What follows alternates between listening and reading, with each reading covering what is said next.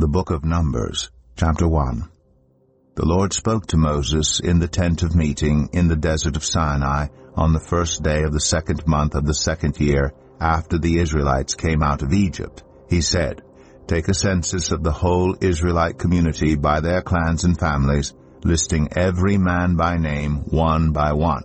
You and Aaron are to count according to their divisions all the men in Israel who are 20 years old or more and able to serve in the army, one man from each tribe.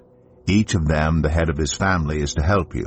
These are the names of the men who are to assist you. From Reuben, Elizur, son of Shadur. From Simeon, Shelumiel, son of Zerushadai. From Judah, Nahshon, son of Amminadab. From Issachar, Nethanel, son of Zuar. From Zebulun, Eliab, son of Helon. From the sons of Joseph, from Ephraim, Elishama, son of Ammihud. From Manasseh, Gamaliel, son of Pedazur. From Benjamin, Abidan, son of Gideoni. From Dan, Ahiezer, son of Ammishaddai. From Asher, Pagiel, son of Ochran. From Gad, Eliasaph, son of Deuel. From Naphtali, Ahira, son of Enan. These were the men appointed from the community, the leaders of their ancestral tribes. They were the heads of the clans of Israel. Moses and Aaron took these men whose names had been specified, and they called the whole community together on the first day of the 2nd month. The people registered their ancestry by their clans and families, and the men 20 years old or more were listed by name one by one, as the Lord commanded Moses. And so he counted them in the desert of Sinai. From the descendants of Reuben, the firstborn son of Israel, all the men 20 years old or more who were able to serve in the army were listed by name one by one according to the records of their clans and families. The number from the tribe of Reuben was 46,500. From the descendants of Simeon, all the men 20 years old or more who were able to serve in the army were counted and listed by name one by one according to the records of their clans and families. The number from the tribe of Simeon was 59,300. From the descendants of Gad, all the men 20 years old or more who were able to serve in the army were listed by name according to the records of their clans and families. The number from the tribe of Gad was 45,650. From the descendants of Judah, all the men 20 years old or more who were able to serve in the army were listed by name according to the records of their clans and families. The number from the tribe of Judah was 74,600. From the descendants of Issachar, all the men 20 years old or more who were able to serve in the army were listed by name according to the records of their clans and families. The number from the tribe of Issachar was 54,400. From the descendants of Zebulun, all the men 20 years old or more who were able to serve in the army were listed by name according to the records of their clans and families. The number from the tribe of Zebulun was 57,400. From the sons of Joseph, from the descendants of Ephraim, all the men 20 years old or more who were able to serve in the army were listed by name according to the records of their clans and families. The number from the tribe of Ephraim was 40,500. From the descendants of Manasseh, all the men 20 years old or more who were able to serve in the army were listed by name according to the records of their clans and families. The number from the tribe of Manasseh was 32,200. From the descendants of Benjamin, all the men 20 years old or more who were able to serve in the army were listed by name according to the records of their clans and families. The number from the tribe of Benjamin was 35,400. From the descendants of Dan, all the men 20 years old or more who were able to serve in the army were listed by name according to the records of their clans and families. The number from the tribe of Dan was 62,700. From the descendants of Asher, all the men 20 years old or more who were able to serve in the army were listed by name according to the records of their clans and families. The number from the tribe of Asher was 41,500. From the descendants of Naphtali, all the men 20 years old or more who were able to serve in the army were listed by name according to the records of their clans and families. The number from the tribe of Naphtali was 53,400. These were the men counted by Moses and Aaron and the 12 leaders of Israel, each one representing his family. All the Israelites 20 years old or more who were able to serve in Israel's army were counted according to their families. The total number was 603,550. The ancestral tribe of the Levites, however, was not counted along with the others. The Lord had said to Moses, "You must not count the tribe of Levi or include them in the census of the other Israelites.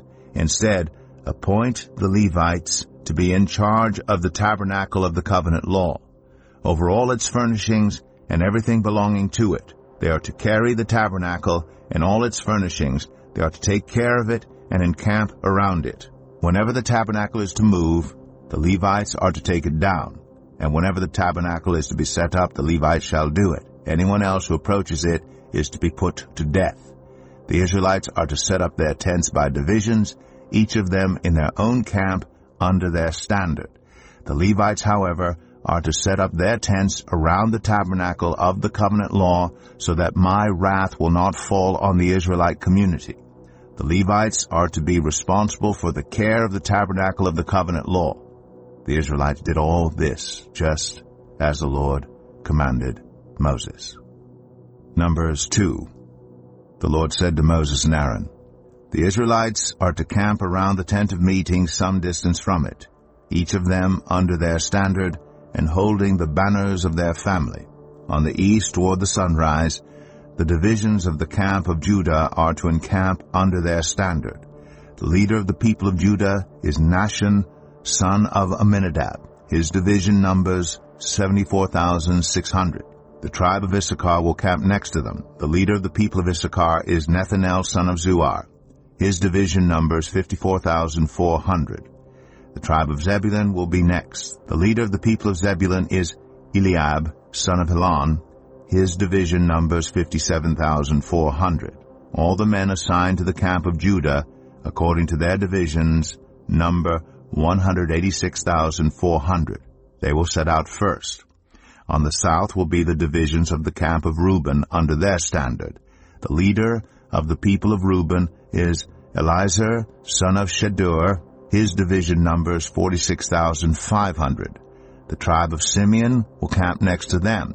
The leader of the people of Simeon is Shalumiel, son of Zurishaddai.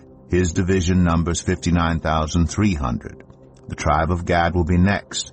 The leader of the people of Gad is Eliasaph, son of Deuel. His division numbers 45,650. All the men assigned to the camp of Reuben, according to their divisions, number 151,450. They will set out second. Then the tent of meeting and the camp of the Levites will set out in the middle of the camps. They will set out in the same order as they encamp, each in their own place under their standard. On the west will be the divisions of the camp of Ephraim under their standard. The leader of the people of Ephraim is Elishama, son of Ammihud. His division numbers 40,500. The tribe of Manasseh will be next to them. The leader of the people of Manasseh is Gamaliel, son of Pedazur. His division numbers 32,200. The tribe of Benjamin will be next. The leader of the people of Benjamin is Abidan, son of Gideoni. His division numbers 35,400. All the men assigned to the camp of Ephraim, according to their divisions, number 108,100.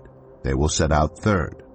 On the north will be the divisions of the camp of Dan under their standard. The leader of the people of Dan is Ahiezer, son of Ammishaddai. His division numbers 62,700. The tribe of Asher will camp next to them. The leader of the people of Asher is Pagiel, son of Okran. His division numbers 41,500. The tribe of Naphtali will be next. The leader of the people of Naphtali is Ahira, son of Enan. His division numbers 53,400. All the men assigned to the camp of Dan number 157,600. They will set out last under their standards. These are the Israelites, counted according to their families. All the men in the camps, by their divisions, number 603,550. The Levites, however, were not counted along with the other Israelites, as the Lord commanded Moses. So the Israelites did everything the Lord commanded Moses. That is the way they encamped under their standards, and that is the way they set out, each of them with their clan and family. Numbers 3. This is the account of the family of Aaron and Moses at the time the Lord spoke to Moses at Mount Sinai.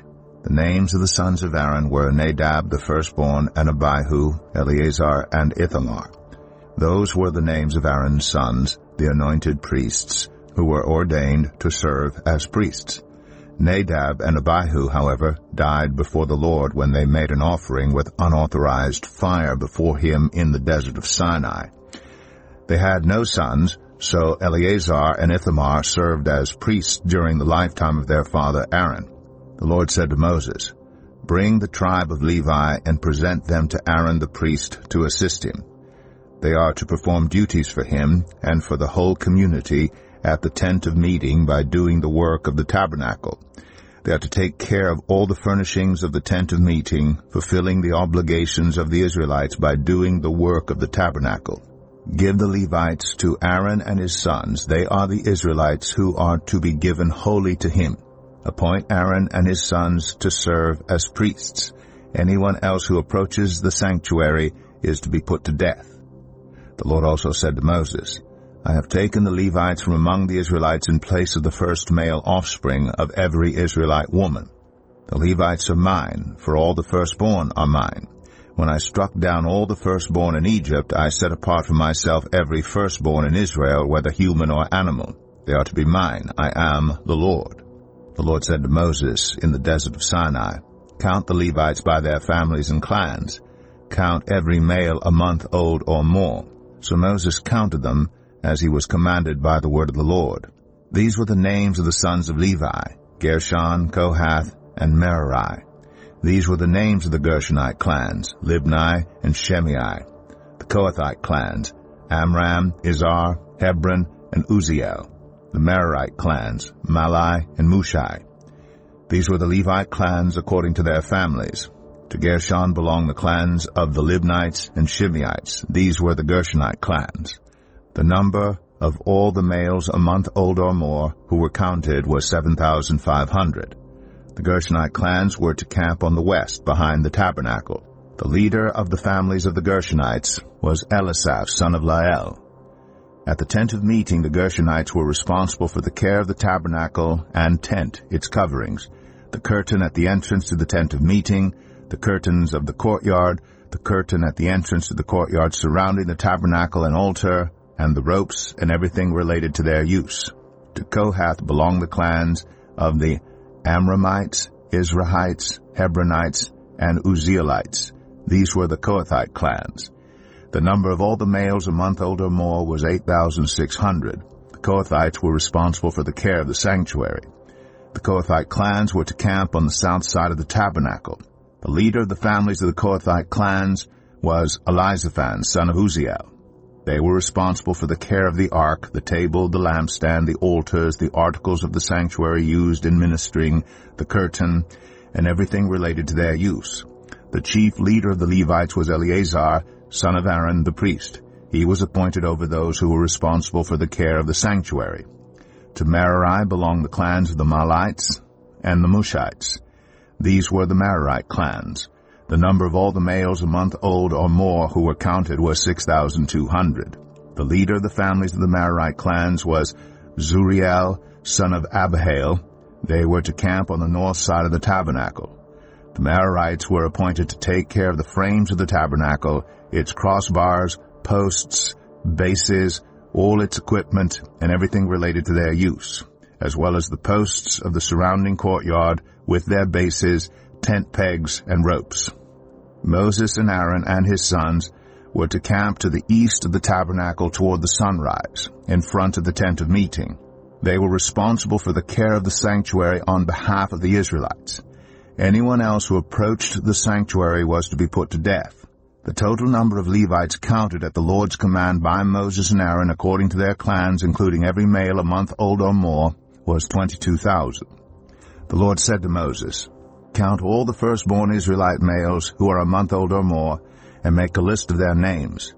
Take the Levites for me in place of all the firstborn of the Israelites, and the livestock of the Levites in place of all the firstborn of the livestock of the Israelites. I am the Lord. So Moses counted all the firstborn of the Israelites as the Lord commanded him.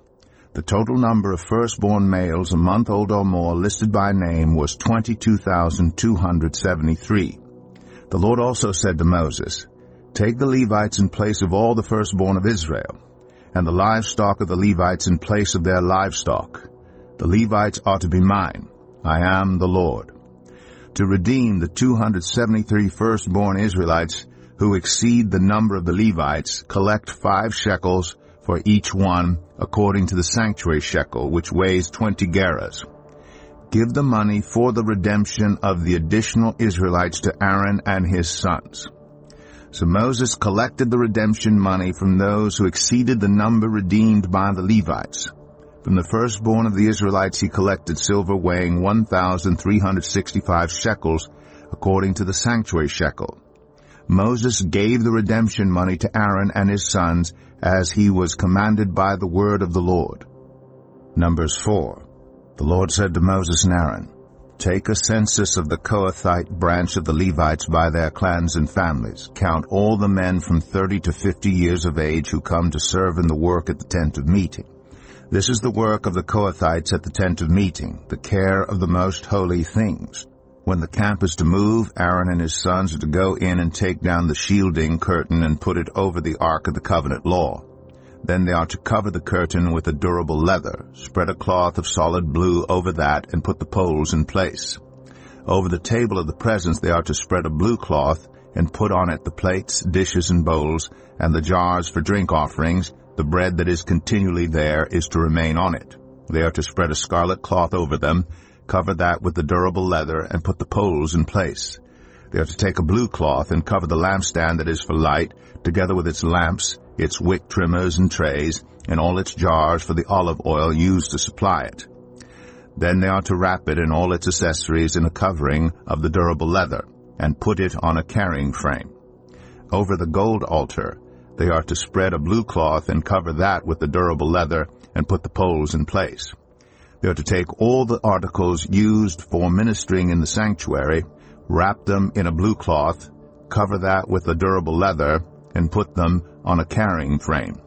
They are to remove the ashes from the bronze altar and spread a purple cloth over it. Then they are to place on it all the utensils used for ministering at the altar, including the fire pans, meat forks, shovels, and sprinkling bowls. Over it they are to spread a covering of the durable leather and put the poles in place.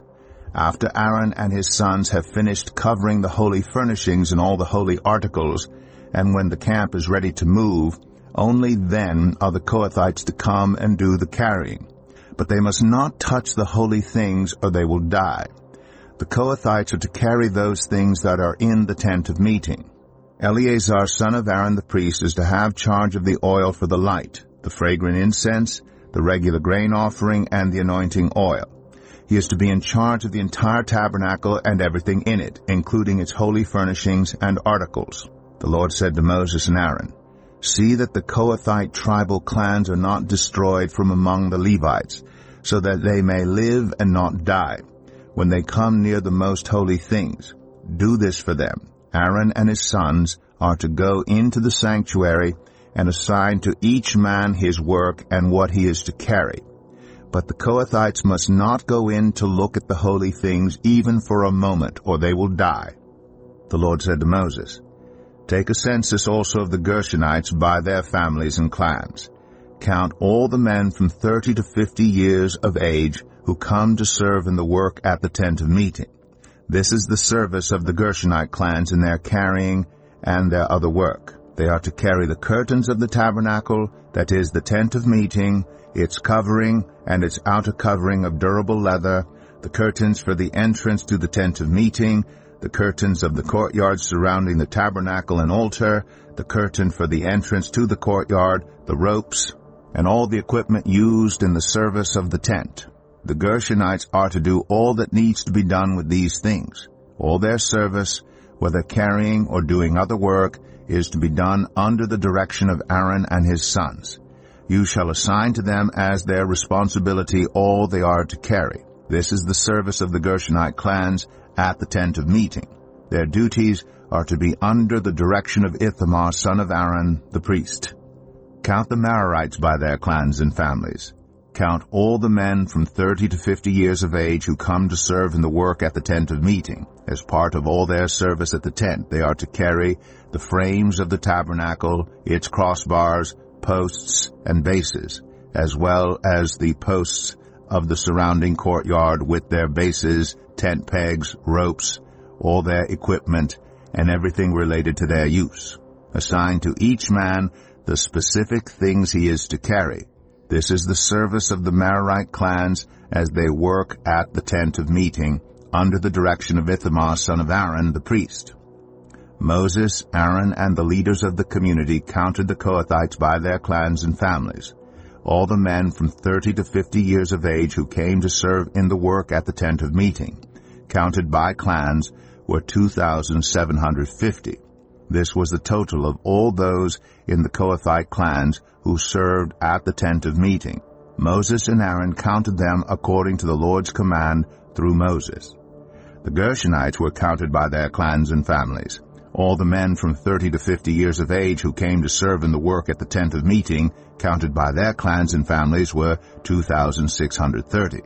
This was the total of those in the Gershonite clans who served at the tent of meeting. Moses and Aaron counted them according to the Lord's command. The Merarites were counted by their clans and families. All the men from 30 to 50 years of age who came to serve in the work at the tent of meeting, counted by their clans, were 3,200. This was the total of those in the Merarite clans.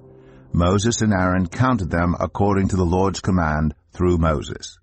So Moses, Aaron, and the leaders of Israel counted all the Levites by their clans and families. All the men from 30 to 50 years of age who came to do the work of serving and carrying the tent of meeting numbered 8,580. At the Lord's command through Moses, each was assigned his work and told what to carry. Thus they were counted, as the Lord commanded Moses. Numbers 5. The Lord said to Moses, "Command the Israelites to send away from the camp anyone who has a defiling skin disease or a discharge of any kind, or who is ceremonially unclean because of a dead body. Send away male and female alike. Send them outside the camp so they will not defile their camp where I dwell among them." The Israelites did so. They sent them outside the camp. They did just as the Lord had instructed Moses. The Lord said to Moses, "Say to the Israelites, any man or woman who wrongs another in any way and so is unfaithful to the Lord is guilty and must confess the sin they have committed. They must make full restitution for the wrong they have done. Add a fifth of the value to it and give it all to the person they have wronged.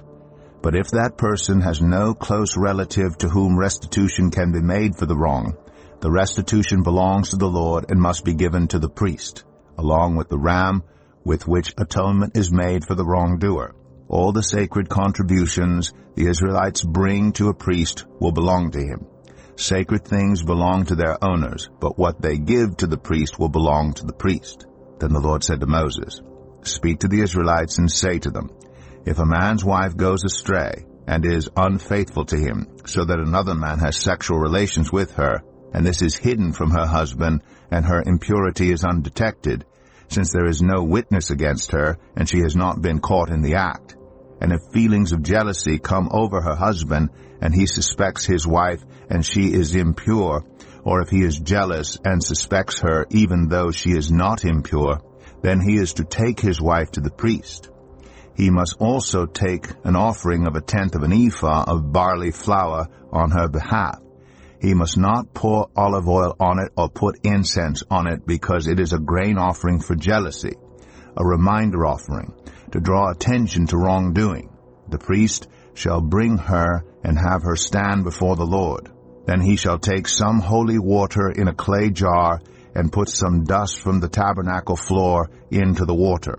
After the priest has had the woman stand before the Lord, he shall loosen her hair, and place in her hands the reminder offering, the grain offering for jealousy, while he himself holds the bitter water that brings a curse.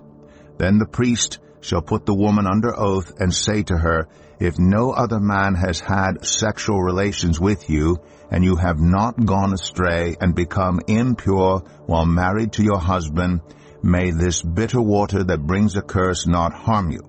But if you have gone astray while married to your husband, and you have made yourself impure by having sexual relations with a man other than your husband, here the priest is to put the woman under this curse. May the Lord cause you to become a curse among your people when he makes your womb miscarry and your abdomen swell.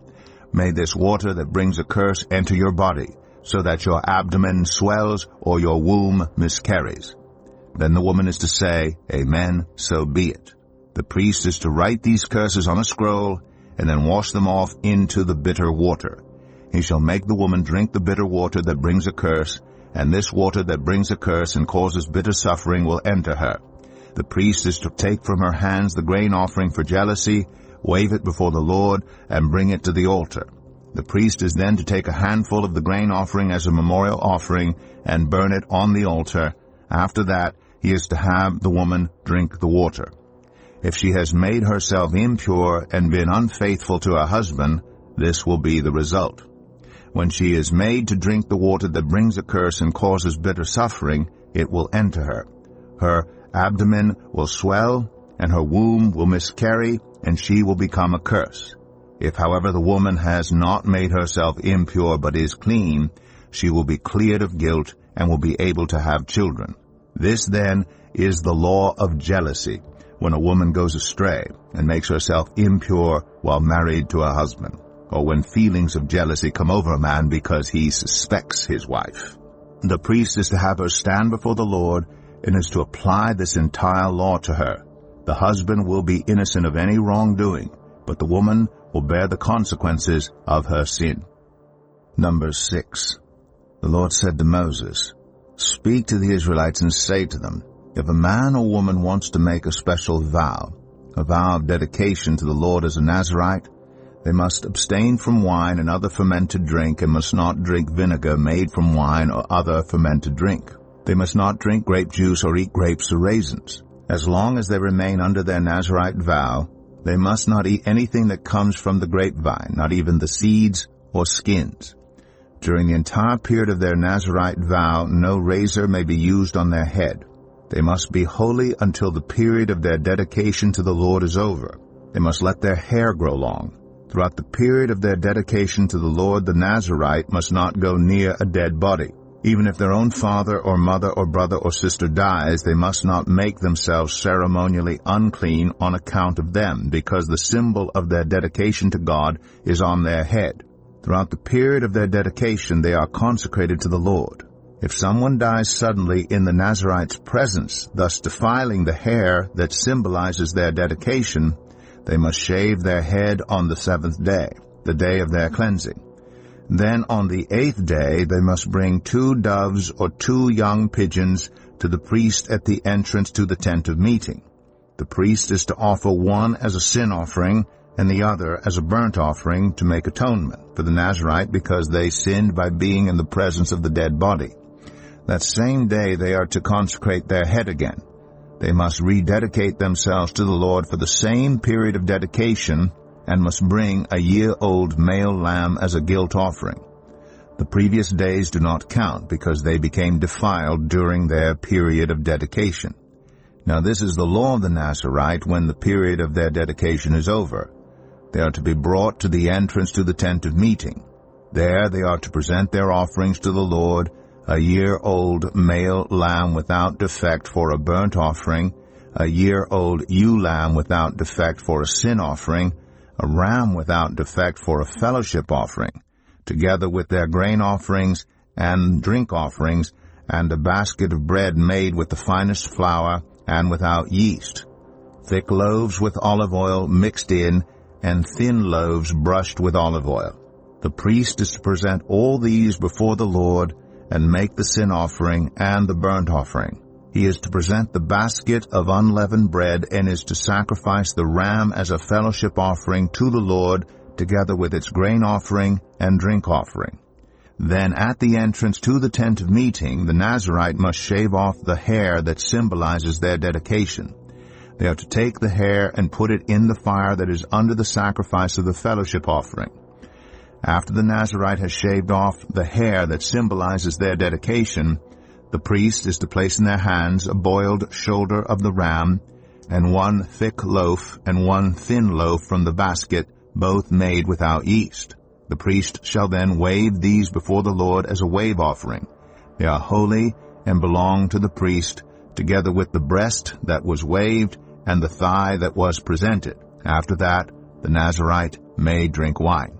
This is the law of the Nazirite, who vows offerings to the Lord in accordance with their dedication, in addition to whatever else they can afford. They must fulfill the vows they have made according to the law of the Nazirite. The Lord said to Moses, "Tell Aaron and his sons, this is how you are to bless the Israelites. Say to them, the Lord bless you and keep you. The Lord make his face shine on you and be gracious to you.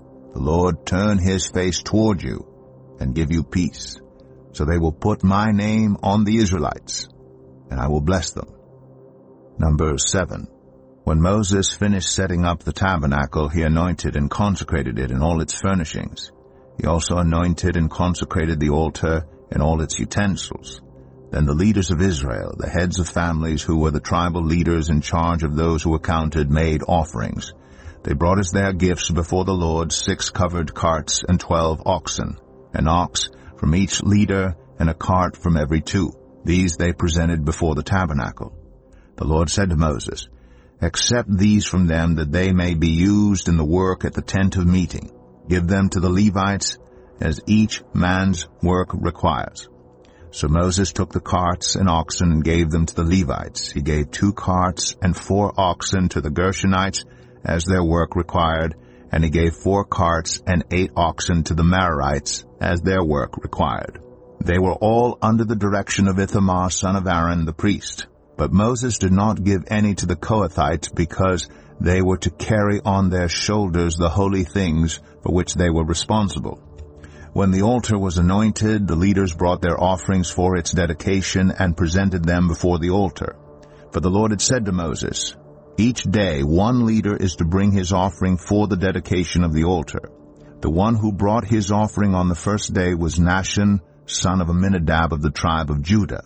His offering was 1 silver plate weighing 130 shekels, and 1 silver sprinkling bowl weighing 70 shekels, both according to the sanctuary shekel, each filled with the finest flour mixed with olive oil as a grain offering.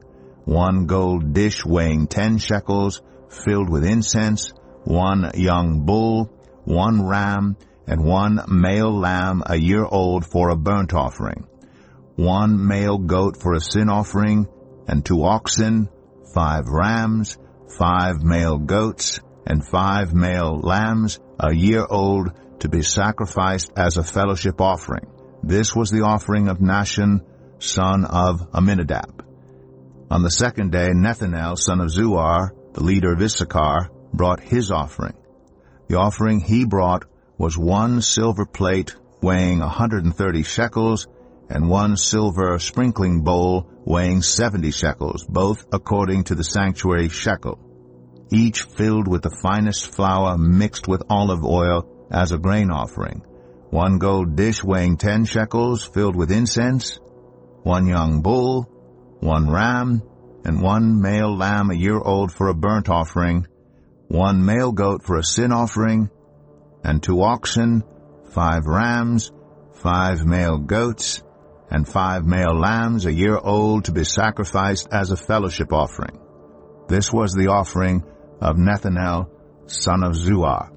On the third day, Eliab, son of Helon, the leader of the people of Zebulun, brought his offering.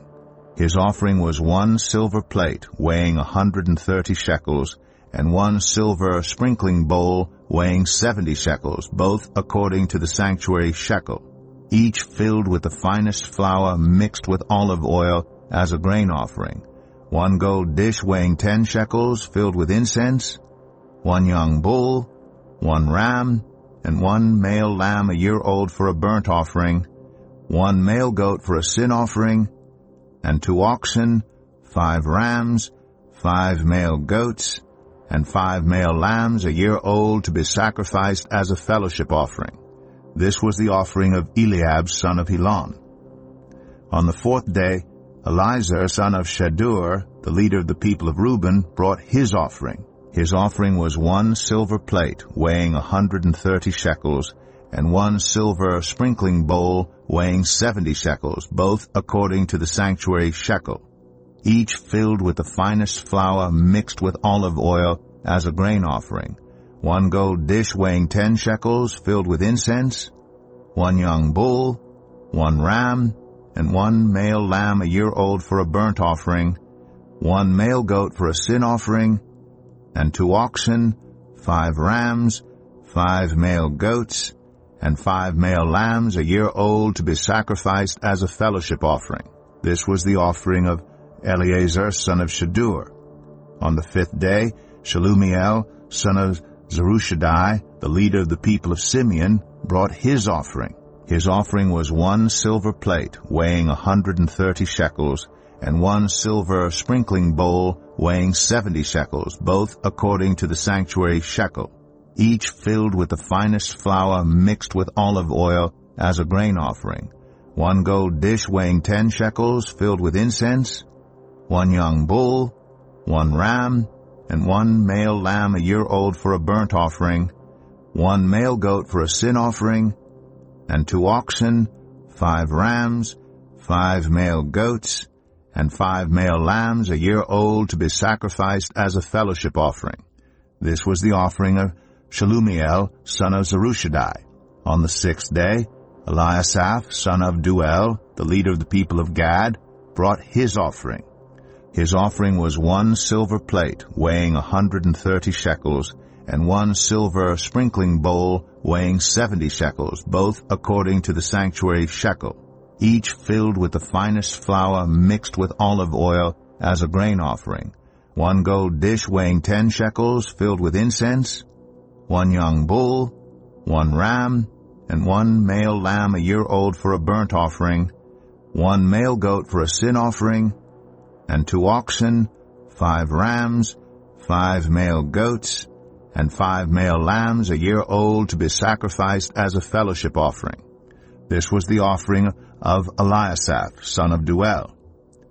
On the 7th day, Elishama, son of Ammihud, the leader of the people of Ephraim, brought his offering. His offering was 1 silver plate weighing 130 shekels, and 1 silver sprinkling bowl weighing 70 shekels, both according to the sanctuary shekel, each filled with the finest flour mixed with olive oil as a grain offering, 1 gold dish weighing 10 shekels filled with incense, 1 young bull, 1 ram, and 1 male lamb a year old for a burnt offering, 1 male goat for a sin offering, and 2 oxen, 5 rams, 5 male goats, and 5 male lambs a year old to be sacrificed as a fellowship offering.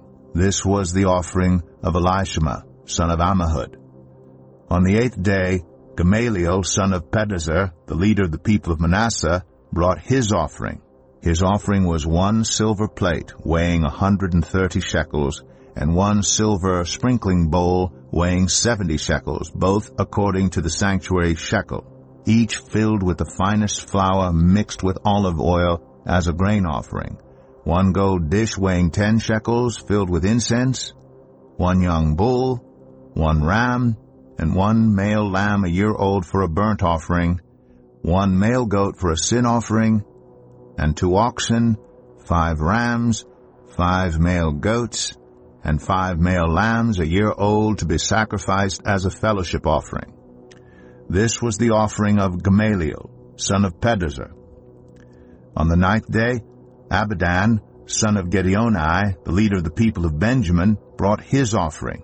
His offering was 1 silver plate weighing 130 shekels, and 1 silver sprinkling bowl weighing 70 shekels, both according to the sanctuary shekel, each filled with the finest flour mixed with olive oil as a grain offering, 1 gold dish weighing 10 shekels filled with incense, 1 young bull, 1 ram, and 1 male lamb a year old for a burnt offering, 1 male goat for a sin offering, and 2 oxen, 5 rams, 5 male goats, and 5 male lambs a year old to be sacrificed as a fellowship offering. This was the offering of Abidan, son of Gideoni.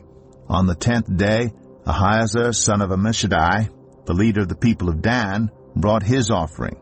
His offering was 1 silver plate weighing 130 shekels, and 1 silver sprinkling bowl weighing 70 shekels, both according to the sanctuary shekel, each filled with the finest flour mixed with olive oil as a grain offering, 1 gold dish weighing 10 shekels filled with incense, 1 young bull, 1 ram, and 1 male lamb a year old for a burnt offering, 1 male goat for a sin offering, and 2 oxen, 5 rams, 5 male goats, and 5 male lambs a year old to be sacrificed as a fellowship offering. This was the offering of Ahiezer, son of Ammishaddai. On the 11th day, Pagiel, son of Ochran, the leader of the people of Asher, brought his offering. His offering was 1 silver plate weighing 130 shekels, and 1 silver sprinkling bowl weighing 70 shekels, both according to the sanctuary shekel, each filled with the finest flour mixed with olive oil as a grain offering, 1 gold dish weighing 10 shekels filled with incense, 1 young bull, 1 ram, and 1 male lamb a year old for a burnt offering, 1 male goat for a sin offering, and 2 oxen, 5 rams, 5 male goats, and 5 male lambs a year old to be sacrificed as a fellowship offering. This was the offering of Pagiel, son of Ochran. On the 12th day, Ahira, son of Enan, the leader of the people of Naphtali, brought his offering. His offering was 1 silver plate weighing 130 shekels, and 1 silver sprinkling bowl weighing 70 shekels, both according to the sanctuary shekel, each filled with the finest flour mixed with olive oil as a grain offering, 1 gold dish weighing 10 shekels filled with incense, 1 young bull, 1 ram, and 1 male lamb a year old for a burnt offering, 1 male goat for a sin offering, and 2 oxen, 5 rams, 5 male goats, and 5 male lambs a year old to be sacrificed as a fellowship offering. This was the offering of Ahira, son of Enan. These were the offerings of the Israelite leaders for the dedication of the altar when it was anointed: 12 silver plates, 12 silver sprinkling bowls, and 12 gold dishes. Each silver plate weighed 130 shekels, and each sprinkling bowl 70 shekels. Altogether, the silver dishes weighed 2,400 shekels, according to the sanctuary shekel. The 12 gold dishes filled with incense weighed 10 shekels each, according to the sanctuary shekel. Altogether, the gold dishes weighed 120 shekels. The total number of animals for the burnt offering came to 12 young bulls, 12 rams, and 12 male lambs a year old, together with their grain offering. 12 male goats were used for the sin offering. The total number of animals for the sacrifice of the fellowship offering came to 24 oxen, 60 rams, 60 male goats, and 60 male lambs a year old. These were the offerings for the dedication of the altar after it was anointed. When Moses entered the tent of meeting to speak with the Lord, he heard the voice speaking to him from between the 2 cherubim above the atonement cover on the Ark of the Covenant law. In this way the Lord spoke to him. Numbers 8. The Lord said to Moses, "Speak to Aaron and say to him, when you set up the lamps, see that all 7 light up the area in front of the lampstand." Aaron did so. He set up the lamps so that they faced forward on the lampstand, just as the Lord commanded Moses. This is how the lampstand was made. It was made of hammered gold, from its base to its blossoms. The lampstand was made exactly like the pattern the Lord had shown Moses. The Lord said to Moses, Take the Levites from among all the Israelites and make them ceremonially clean. To purify them, do this: sprinkle the water of cleansing on them, then have them shave their whole bodies and wash their clothes. And so they will purify themselves. Have them take a young bull with its grain offering of the finest flour mixed with olive oil. Then you are to take a second young bull for a sin offering. Bring the Levites to the front of the tent of meeting and assemble the whole Israelite community. You are to bring the Levites before the Lord, and the Israelites are to lay their hands on them. Aaron is to present the Levites before the Lord as a wave offering from the Israelites, so that they may be ready to do the work of the Lord. Then the Levites are to lay their hands on the heads of the bulls, using one for a sin offering to the Lord and the other for a burnt offering, to make atonement for the Levites. Have the Levites stand in front of Aaron and his sons, and then present them as a wave offering to the Lord. In this way you are to set the Levites apart from the other Israelites, and the Levites will be mine. After you have purified the Levites and presented them as a wave offering, they are to come to do their work at the tent of meeting. They are the Israelites who are to be given wholly to me. I have taken them as my own in place of the firstborn, the first male offspring from every Israelite woman. Every firstborn male in Israel, whether human or animal, is mine. When I struck down all the firstborn in Egypt, I set them apart for myself. And I have taken the Levites in place of all the firstborn sons in Israel. From among all the Israelites I have given the Levites as gifts to Aaron and his sons to do the work at the tent of meeting on behalf of the Israelites, and to make atonement for them, so that no plague will strike the Israelites when they go near the sanctuary. Moses, Aaron, and the whole Israelite community did with the Levites just as the Lord commanded Moses. The Levites purified themselves and washed their clothes. Then Aaron presented them as a wave offering before the Lord, and made atonement for them to purify them. After that the Levites came to do their work at the tent of meeting under the supervision of Aaron and his sons. They did with the Levites just as the Lord commanded Moses. The Lord said to Moses, "This applies to the Levites. Men 25 years old or more shall come to take part in the work at the tent of meeting. But at the age of 50 they must retire from their regular service and work no longer. They may assist their brothers in performing their duties at the tent of meeting, but they themselves must not do the work. This then is how you are to assign the responsibilities of the Levites." Numbers 9.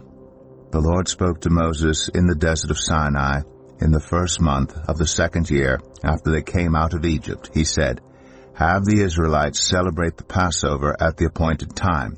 Celebrate it at the appointed time at twilight on the 14th day of this month, in accordance with all its rules and regulations."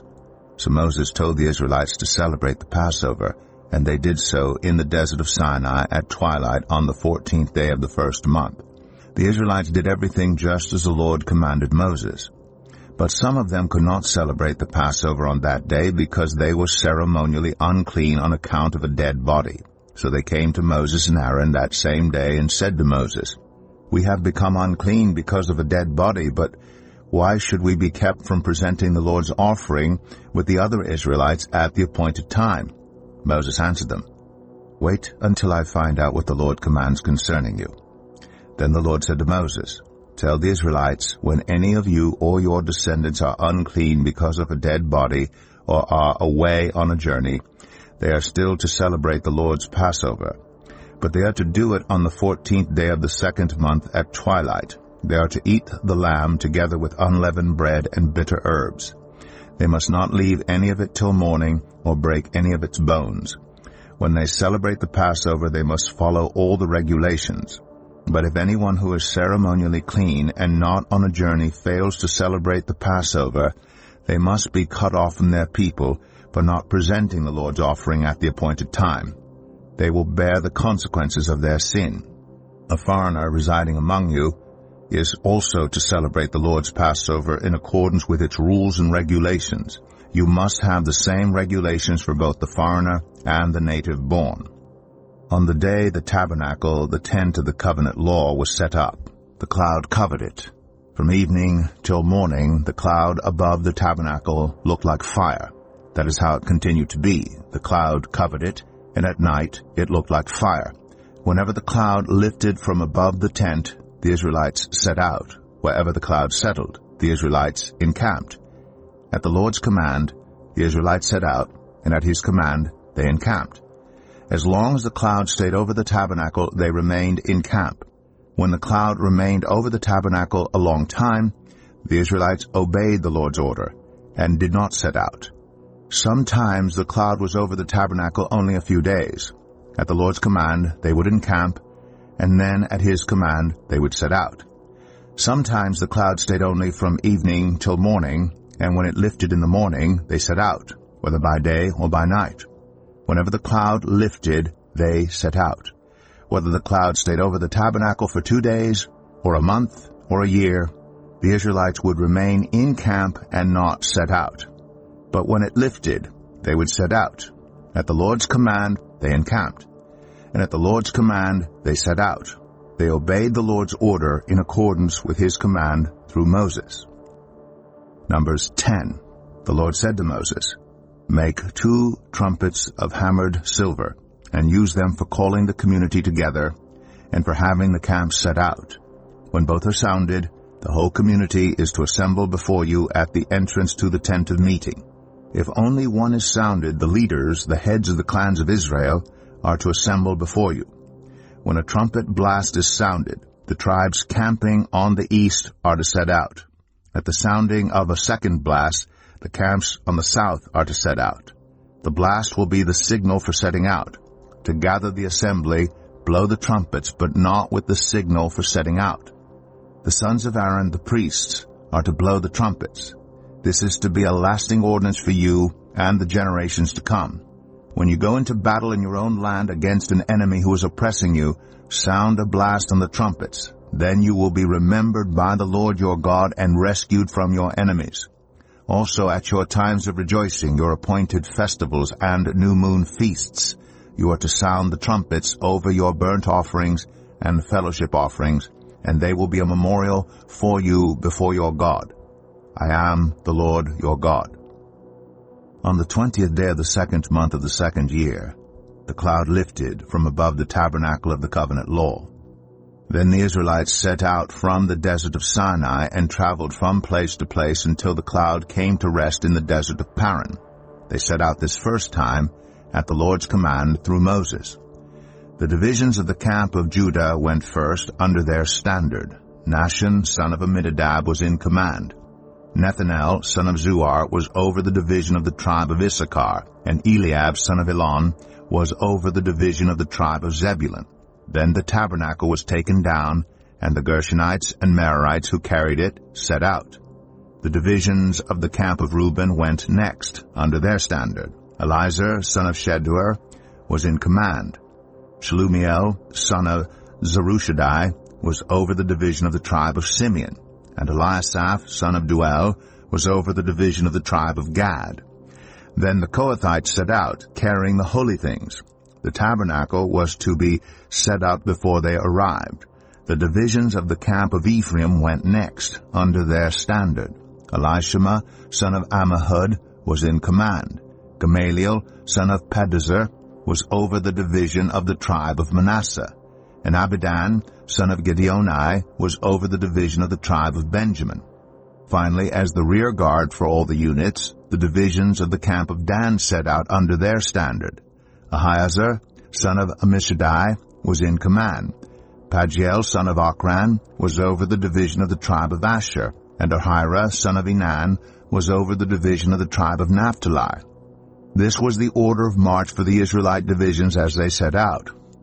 Now Moses said to Hobab, son of Ruel, the Midianite, Moses' father-in-law, "We are setting out for the place about which the Lord said, 'I will give it to you.' Come with us, and we will treat you well. For the Lord has promised good things to Israel." He answered, "No, I will not go. I am going back to my own land and my own people." But Moses said, "Please do not leave us. You know where we should camp in the wilderness, and you can be our eyes. If you come with us, we will share with you whatever good things the Lord gives us." So they set out from the mountain of the Lord, and traveled for 3 days. The ark of the covenant of the Lord went before them during those 3 days to find them a place to rest. The cloud of the Lord was over them by day when they set out from the camp. Whenever the ark set out, Moses said, "Rise up, Lord. May your enemies be scattered. May your foes flee before you." Whenever it came to rest, he said, "Return, Lord, to the countless thousands of Israel." Numbers 11. Now the people complained about their hardships in the hearing of the Lord, and when he heard them, his anger was aroused.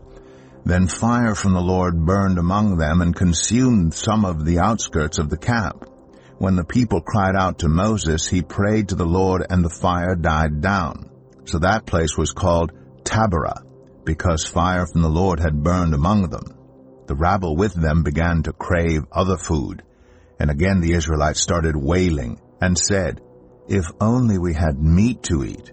We remember the fish we ate in Egypt at no cost, also the cucumbers, melons, leeks, onions, and garlic. But now we have lost our appetite. We never see anything but this manna." The manna was like coriander seed and looked like resin. The people went around gathering it, and then ground it in a hand mill or crushed it in a mortar. They cooked it in a pot or made it into loaves, and it tasted like something made with olive oil. When the dew settled on the camp at night, the manna also came down. Moses heard the people of every family wailing at the entrance to their tents. The Lord became exceedingly angry, and Moses was troubled. He asked the Lord, "Why have you brought this trouble on your servant? What have I done to displease you that you put the burden of all these people on me? Did I conceive all these people? Did I give them birth? Why do you tell me to carry them in my arms, as a nurse carries an infant, to the land you promised on oath to their ancestors? Where can I get meat for all these people? They keep wailing to me, 'Give us meat to eat.' I cannot carry all these people by myself. The burden is too heavy for me. If this is how you're going to treat me, please go ahead and kill me if I have found favor in your eyes, and do not let me face my own ruin." The Lord said to Moses, "Bring me 70 of Israel's elders who are known to you as leaders and officials among the people. Have them come to the tent of meeting, that they may stand there with you. I will come down and speak with you there, and I will take some of the power of the Spirit that is on you and put it on them. They will share the burden of the people with you so that you will not have to carry it alone. Tell the people, 'Consecrate yourselves in preparation for tomorrow, when you will eat meat. The Lord heard you when you wailed. If only we had meat to eat. We were better off in Egypt. Now the Lord will give you meat, and you will eat it. You will not eat it for just 1 day, or 2 days, or 5, 10, or 20 days, but for a whole month, until it comes out of your nostrils, and you loathe it, because you have rejected the Lord who is among you, and have wailed before him, saying, 'Why did we ever leave Egypt?'" But Moses said, "Here I am among 600,000 men on foot, and you say, 'I will give them meat to eat for a whole month.' Would they have enough if flocks and herds were slaughtered for them? Would they have enough if all the fish in the sea were caught for them?" The Lord answered Moses, "Is the Lord's arm too short? Now you will see whether or not what I say will come true for you." So Moses went out and told the people what the Lord had said. He brought together 70 of their elders and had them stand around the tent.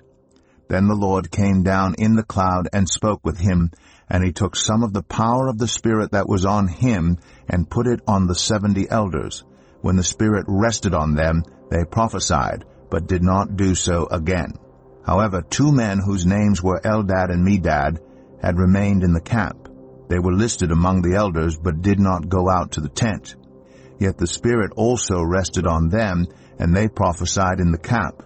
A young man ran and told Moses, "Eldad and Medad are prophesying in the camp." Joshua son of Nun, who had been Moses' aide since youth, spoke up and said, "Moses, my lord, stop them." But Moses replied, "Are you jealous for my sake? I wish that all the Lord's people were prophets, and that the Lord would put his Spirit on them." Then Moses and the elders of Israel returned to the camp. Now a wind went out from the Lord, and drove quail in from the sea.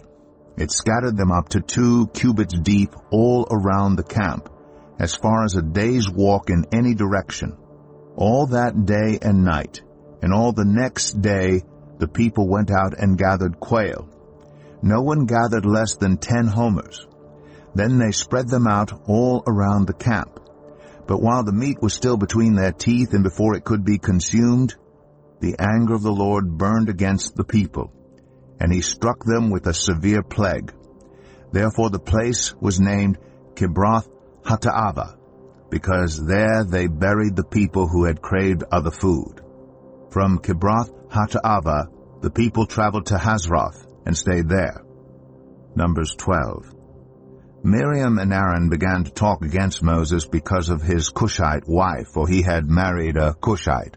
"Has the Lord spoken only through Moses?" they asked. "Hasn't he also spoken through us?" And the Lord heard this. Now Moses was a very humble man, more humble than anyone else on the face of the earth. At once the Lord said to Moses, Aaron, and Miriam, "Come out to the tent of meeting, all 3 of you." So the 3 of them went out. Then the Lord came down in a pillar of cloud. He stood at the entrance to the tent and summoned Aaron and Miriam. When the 2 of them stepped forward, he said, "Listen to my words. When there is a prophet among you, I, the Lord, reveal myself to them in visions. I speak to them in dreams. But this is not true of my servant Moses. He is faithful in all my house. With him I speak face to face, clearly, and not in riddles. He sees the form of the Lord. Why then were you not afraid to speak against my servant Moses?"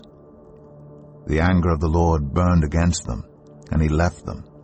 When the cloud lifted from above the tent, Miriam's skin was leprous. It became as white as snow.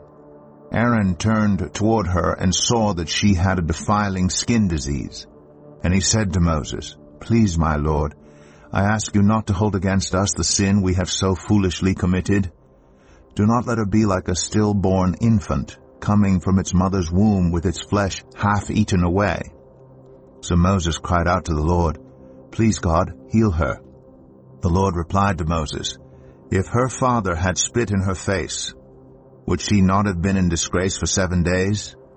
Confine her outside the camp for 7 days. After that she can be brought back." So Miriam was confined outside the camp for 7 days, and the people did not move on till she was brought back. After that the people left for Hazroth and encamped in the desert of Paran. Numbers 13. The Lord said to Moses, "Send some men to explore the land of Canaan, which I am giving to the Israelites. From each ancestral tribe send one of its leaders." So at the Lord's command, Moses sent them out from the desert of Paran. All of them were leaders of the Israelites. These are their names. From the tribe of Reuben, Shammua, son of Zakur. From the tribe of Simeon, Shaphat, son of Ori. From the tribe of Judah, Caleb, son of Jephunneh. From the tribe of Issachar, Igal, son of Joseph. From the tribe of Ephraim, Hoshea, son of Nun. From the tribe of Benjamin, Paltai, son of Raphu. From the tribe of Zebulun, Gadiel, son of Sodai. From the tribe of Manasseh, a tribe of Joseph, Gadai, son of Susai. From the tribe of Dan, Amiel, son of Gemalli. From the tribe of Asher, Sethur, son of Michael. From the tribe of Naphtali, Nabai, son of Vophsi. From the tribe of Gad, Geuel, son of Machi. These are the names of the men Moses sent to explore the land. Moses gave Hoshea, son of Nun, the name Joshua. When Moses sent them to explore Canaan, he said, "Go up through the Negev and into the hill country. See what the land is like, and whether the people who live there are strong or weak, few or many. What kind of land do they live in? Is it good or bad? What kind of towns do they live in? Are they unwalled or fortified? How is the soil? Is it fertile or poor? Are there trees in it or not? Do your best to bring back some of the fruit of the land." It was the season for the first ripe grapes. So they went up and explored the land from the desert of Zin as far as Rehob, toward Lebo Hamath.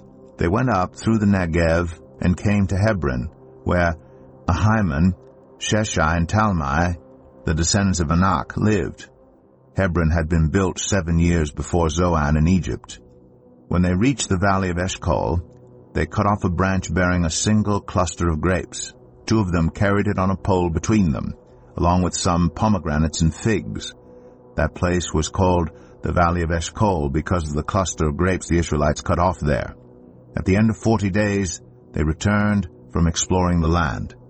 They came back to Moses and Aaron and the whole Israelite community at Kadesh in the desert of Paran. There they reported to them and to the whole assembly and showed them the fruit of the land. They gave Moses this account: "We went into the land to which you sent us, and it does flow with milk and honey.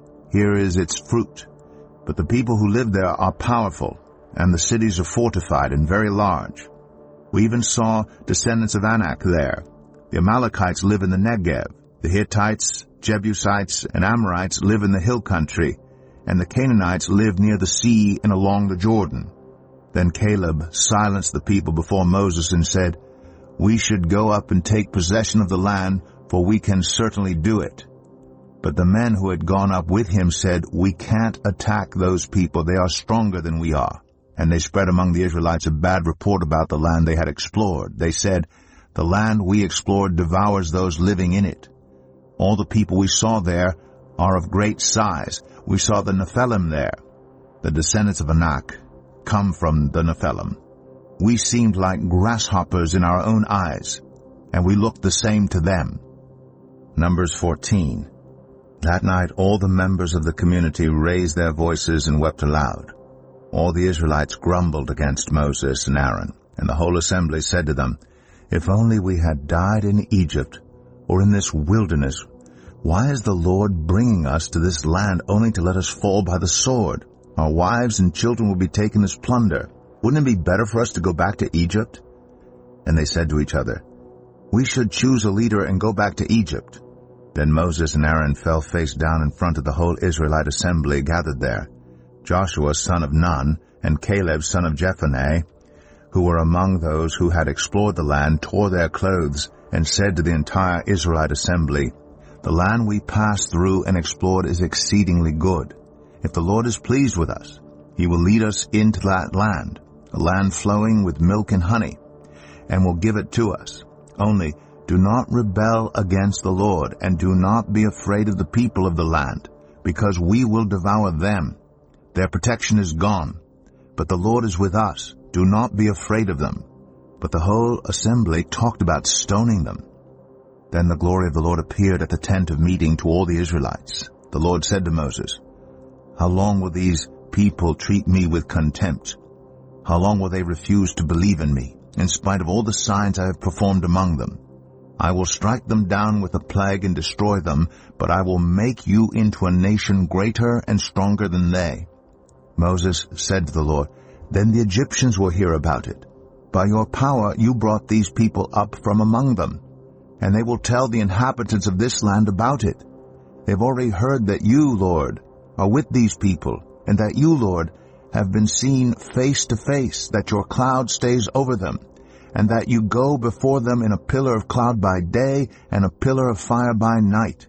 If you put all these people to death, leaving none alive, the nations who have heard this report about you will say, 'The Lord was not able to bring these people into the land he promised them on oath, so he slaughtered them in the wilderness.'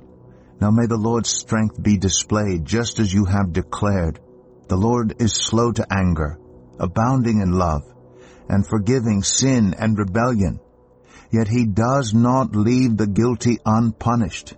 He punishes the children for the sin of the parents to the 3rd and 4th generation. In accordance with your great love, forgive the sin of these people, just as you have pardoned them from the time they left Egypt until now." The Lord replied, "I have forgiven them, as you asked. Nevertheless, as surely as I live, and as surely as the glory of the Lord fills the whole earth, not one of those who saw my glory and the signs I performed in Egypt and in the wilderness, but who disobeyed me and tested me 10 times, not one of them will ever see the land I promised on oath to their ancestors, No one who has treated me with contempt will ever see it. But because my servant Caleb has a different spirit and follows me wholeheartedly, I will bring him into the land he went to, and his descendants will inherit it. Since the Amalekites and the Canaanites are living in the valleys, turn back tomorrow and set out toward the desert along the route to the Red Sea. The Lord said to Moses and Aaron, How long will this wicked community grumble against me? I have heard the complaints of these grumbling Israelites. So tell them, As surely as I live, declares the Lord, I will do to you the very thing I heard you say. In this wilderness your bodies will fall. Every one of you 20 years old or more who was counted in the census and who has grumbled against me, not one of you will enter the land I swore with uplifted hand to make your home, except Caleb, son of Jephunneh, and Joshua, son of Nun. As for your children that you said would be taken as plunder, I will bring them in to enjoy the land you have rejected. But as for you, your bodies will fall in this wilderness. Your children will be shepherds here for 40 years, suffering for your unfaithfulness until the last of your bodies lies in the wilderness. For 40 years, 1 year, for each of the 40 days you explored the land, you will suffer for your sins and know what it is like to have me against you. I, the Lord, have spoken, and I will surely do these things to this whole wicked community, which has banded together against me. They will meet their end in this wilderness. Here they will die. So the men Moses had sent to explore the land, who returned and made the whole community grumble against him by spreading a bad report about it, these men who were responsible for spreading the bad report about the land were struck down and died of a plague before the Lord. Of the men who went to explore the land, only Joshua son of Nun and Caleb son of Jephunneh survived. When Moses reported this to all the Israelites, they mourned bitterly. Early the next morning, they set out for the highest point in the hill country, saying, Now we are ready to go up to the land the Lord promised. Surely we have sinned. But Moses said, Why are you disobeying the Lord's command? This will not succeed. Do not go up, because the Lord is not with you. You will be defeated by your enemies. For the Amalekites and the Canaanites will face you there. Because you have turned away from the Lord, he will not be with you, and you will fall by the sword. Nevertheless, in their presumption, they went up toward the highest point in the hill country, though neither Moses nor the ark of the Lord's covenant moved from the camp. Then the Amalekites and the Canaanites who lived in that hill country came down and attacked them and beat them down all the way to Hormah. Numbers 15. The Lord said to Moses, Speak to the Israelites and say to them, After you enter the land I am giving you as a home, and you present to the Lord food offerings from the herd or the flock, as an aroma pleasing to the Lord, whether burnt offerings or sacrifices, for special vows or freewill offerings or festival offerings, then the person who brings an offering shall present to the Lord a grain offering of 1/10 of an ephah of the finest flour mixed with 1/4 of a hin of olive oil. With each lamb for the burnt offering or the sacrifice, prepare 1/4 of a hin of wine as a drink offering. With the ram, prepare a grain offering of 2/10 of an ephah of the finest flour mixed with 1/3 of a hin of olive oil, and 1/3 of a hin of wine as a drink offering. Offer it as an aroma pleasing to the Lord. When you prepare a young bull as a burnt offering or sacrifice for a special vow or a fellowship offering to the Lord, bring with the bull a grain offering of 3/10 of an ephah of the finest flour mixed with 1/2 a hin of olive oil, and also bring 1/2 a hin of wine as a drink offering. This will be a food offering, an aroma pleasing to the Lord. Each bull or ram, each lamb or young goat is to be prepared in this manner. Do this for each one, for as many as you prepare. Everyone who is native-born must do these things in this way when they present a food offering as an aroma pleasing to the Lord. For the generations to come, whenever a foreigner or anyone else living among you presents a food offering as an aroma pleasing to the Lord, they must do exactly as you do. The community is to have the same rules for you and for the foreigner residing among you. This is a lasting ordinance for the generations to come. You and the foreigner shall be the same before the Lord. The same laws and regulations will apply both to you and to the foreigner residing among you. The Lord said to Moses, "Speak to the Israelites and say to them, when you enter the land to which I am taking you, and you eat the food of the land, present a portion as an offering to the Lord.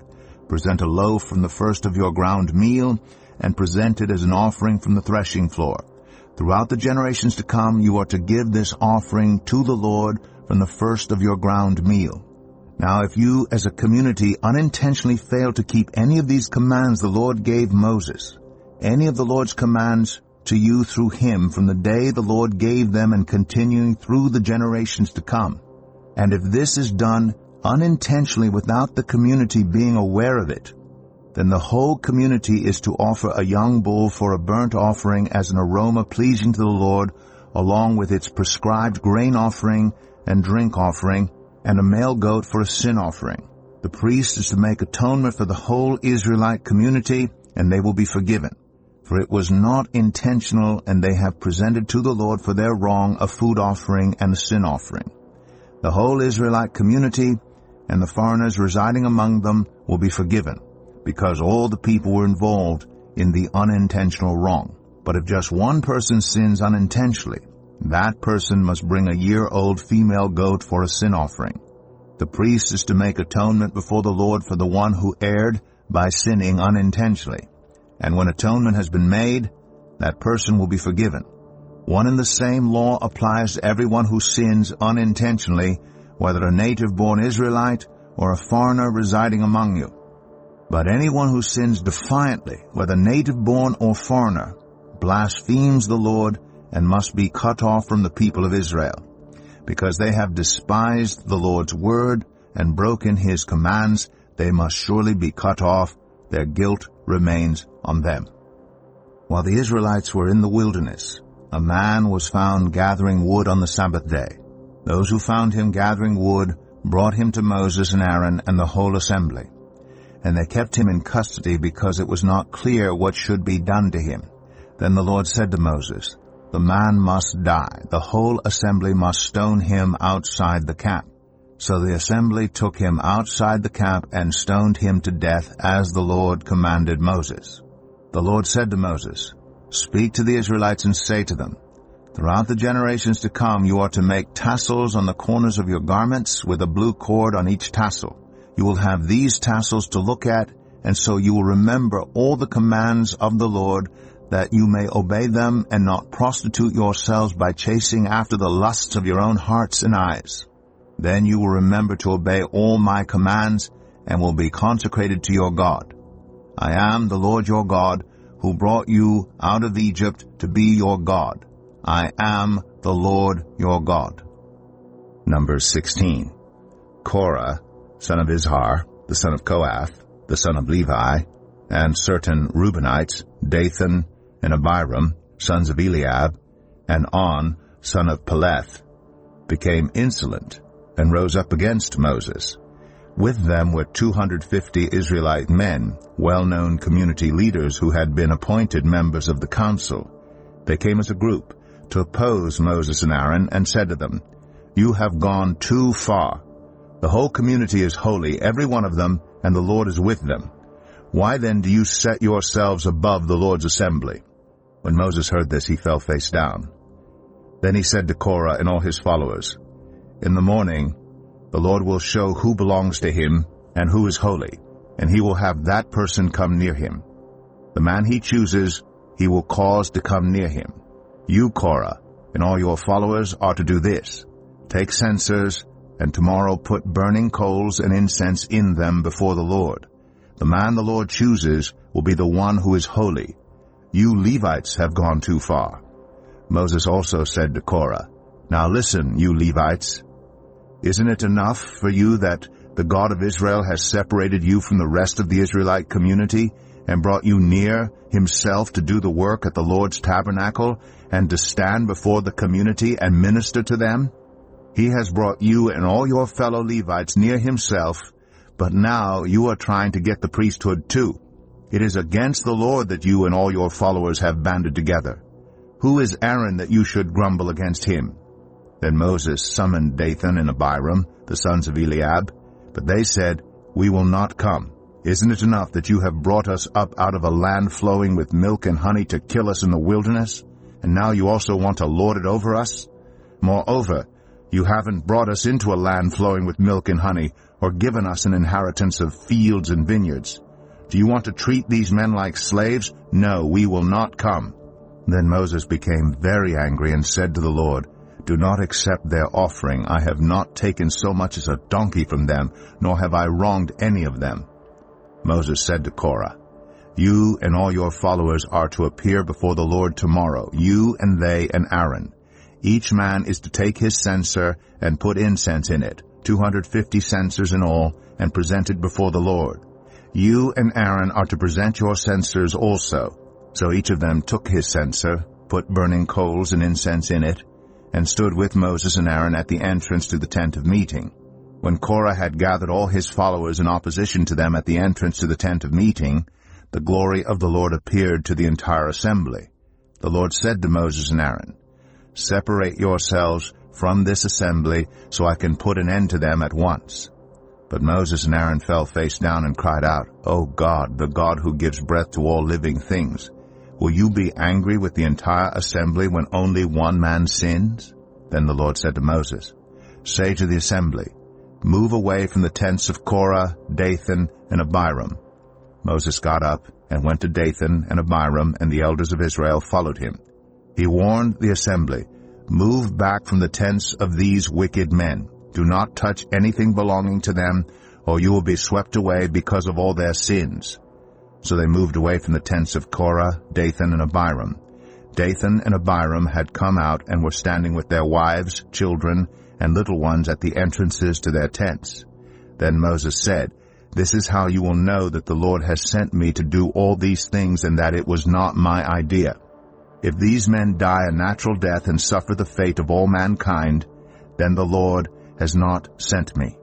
But if the Lord brings about something totally new, and the earth opens its mouth and swallows them, with everything that belongs to them, and they go down alive into the realm of the dead, then you will know that these men have treated the Lord with contempt." As soon as he finished saying all this, the ground under them split apart, and the earth opened its mouth and swallowed them, and their households, and all those associated with Korah, together with their possessions. They went down alive into the realm of the dead, with everything they owned. The earth closed over them, and they perished, and were gone from the community. At their cries, all the Israelites around them fled, shouting, "The earth is going to swallow us too." And fire came out from the Lord, and consumed the 250 men who were offering the incense. The Lord said to Moses, "Tell Eleazar son of Aaron, the priest, to remove the censers from the charred remains, and scatter the coals some distance away, for the censers are holy, the censers of the men who sinned at the cost of their lives. Hammer the censers into sheets to overlay the altar, for they were presented before the Lord and have become holy. Let them be a sign to the Israelites." So Eleazar the priest collected the bronze censers brought by those who had been burned to death, and he had them hammered out to overlay the altar, as the Lord directed him through Moses. This was to remind the Israelites that no one except a descendant of Aaron should come to burn incense before the Lord, or he would become like Korah and his followers. The next day, the whole Israelite community grumbled against Moses and Aaron. "You have killed the Lord's people," they said. But when the assembly gathered in opposition to Moses and Aaron and turned toward the tent of meeting, suddenly the cloud covered it, and the glory of the Lord appeared. Then Moses and Aaron went to the front of the tent of meeting, and the Lord said to Moses, "Get away from this assembly, so I can put an end to them at once." And they fell face down. Then Moses said to Aaron, "Take your censer and put incense in it, along with burning coals from the altar, and hurry to the assembly to make atonement for them. Wrath has come out from the Lord, the plague has started." So Aaron did as Moses said, and ran into the midst of the assembly. The plague had already started among the people, but Aaron offered the incense and made atonement for them. He stood between the living and the dead, and the plague stopped. but 14,700 people died from the plague, in addition to those who had died because of Korah. Then Aaron returned to Moses at the entrance to the tent of meeting, for the plague had stopped. Numbers 17. The Lord said to Moses, "Speak to the Israelites, and get 12 staffs from them, one from the leader of each of their ancestral tribes. Write the name of each man on his staff. On the staff of Levi write Aaron's name, for there must be one staff for the head of each ancestral tribe. Place them in the tent of meeting in front of the ark of the covenant law, where I meet with you. The staff belonging to the man I choose will sprout, and I will rid myself of this constant grumbling against you by the Israelites." So Moses spoke to the Israelites, and their leaders gave him 12 staffs, one for the leader of each of their ancestral tribes. And Aaron's staff was among them. Moses placed the staffs before the Lord in the tent of the covenant law. The next day Moses entered the tent and saw that Aaron's staff, which represented the tribe of Levi, had not only sprouted, but had budded, blossomed, and produced almonds. Then Moses brought out all the staffs from the Lord's presence to all the Israelites. They looked at them, and each of the leaders took his own staff. The Lord said to Moses, "Put back Aaron's staff in front of the ark of the covenant law, to be kept as a sign to the rebellious. This will put an end to their grumbling against me, so that they will not die." Moses did just as the Lord commanded him. The Israelites said to Moses, "We will die. We are lost. We are all lost. Anyone who even comes near the tabernacle of the Lord will die. Are we all going to die?" Numbers 18. The Lord said to Aaron, "You, your sons and your family, are to bear the responsibility for offenses connected with the sanctuary. And you and your sons alone are to bear the responsibility for offenses connected with the priesthood. Bring your fellow Levites from your ancestral tribe to join you and assist you when you and your sons minister before the tent of the covenant law.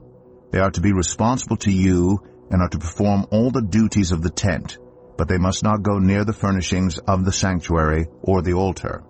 Otherwise both they and you will die. They are to join you and be responsible for the care of the tent of meeting, all the work at the tent, and no one else may come near where you are.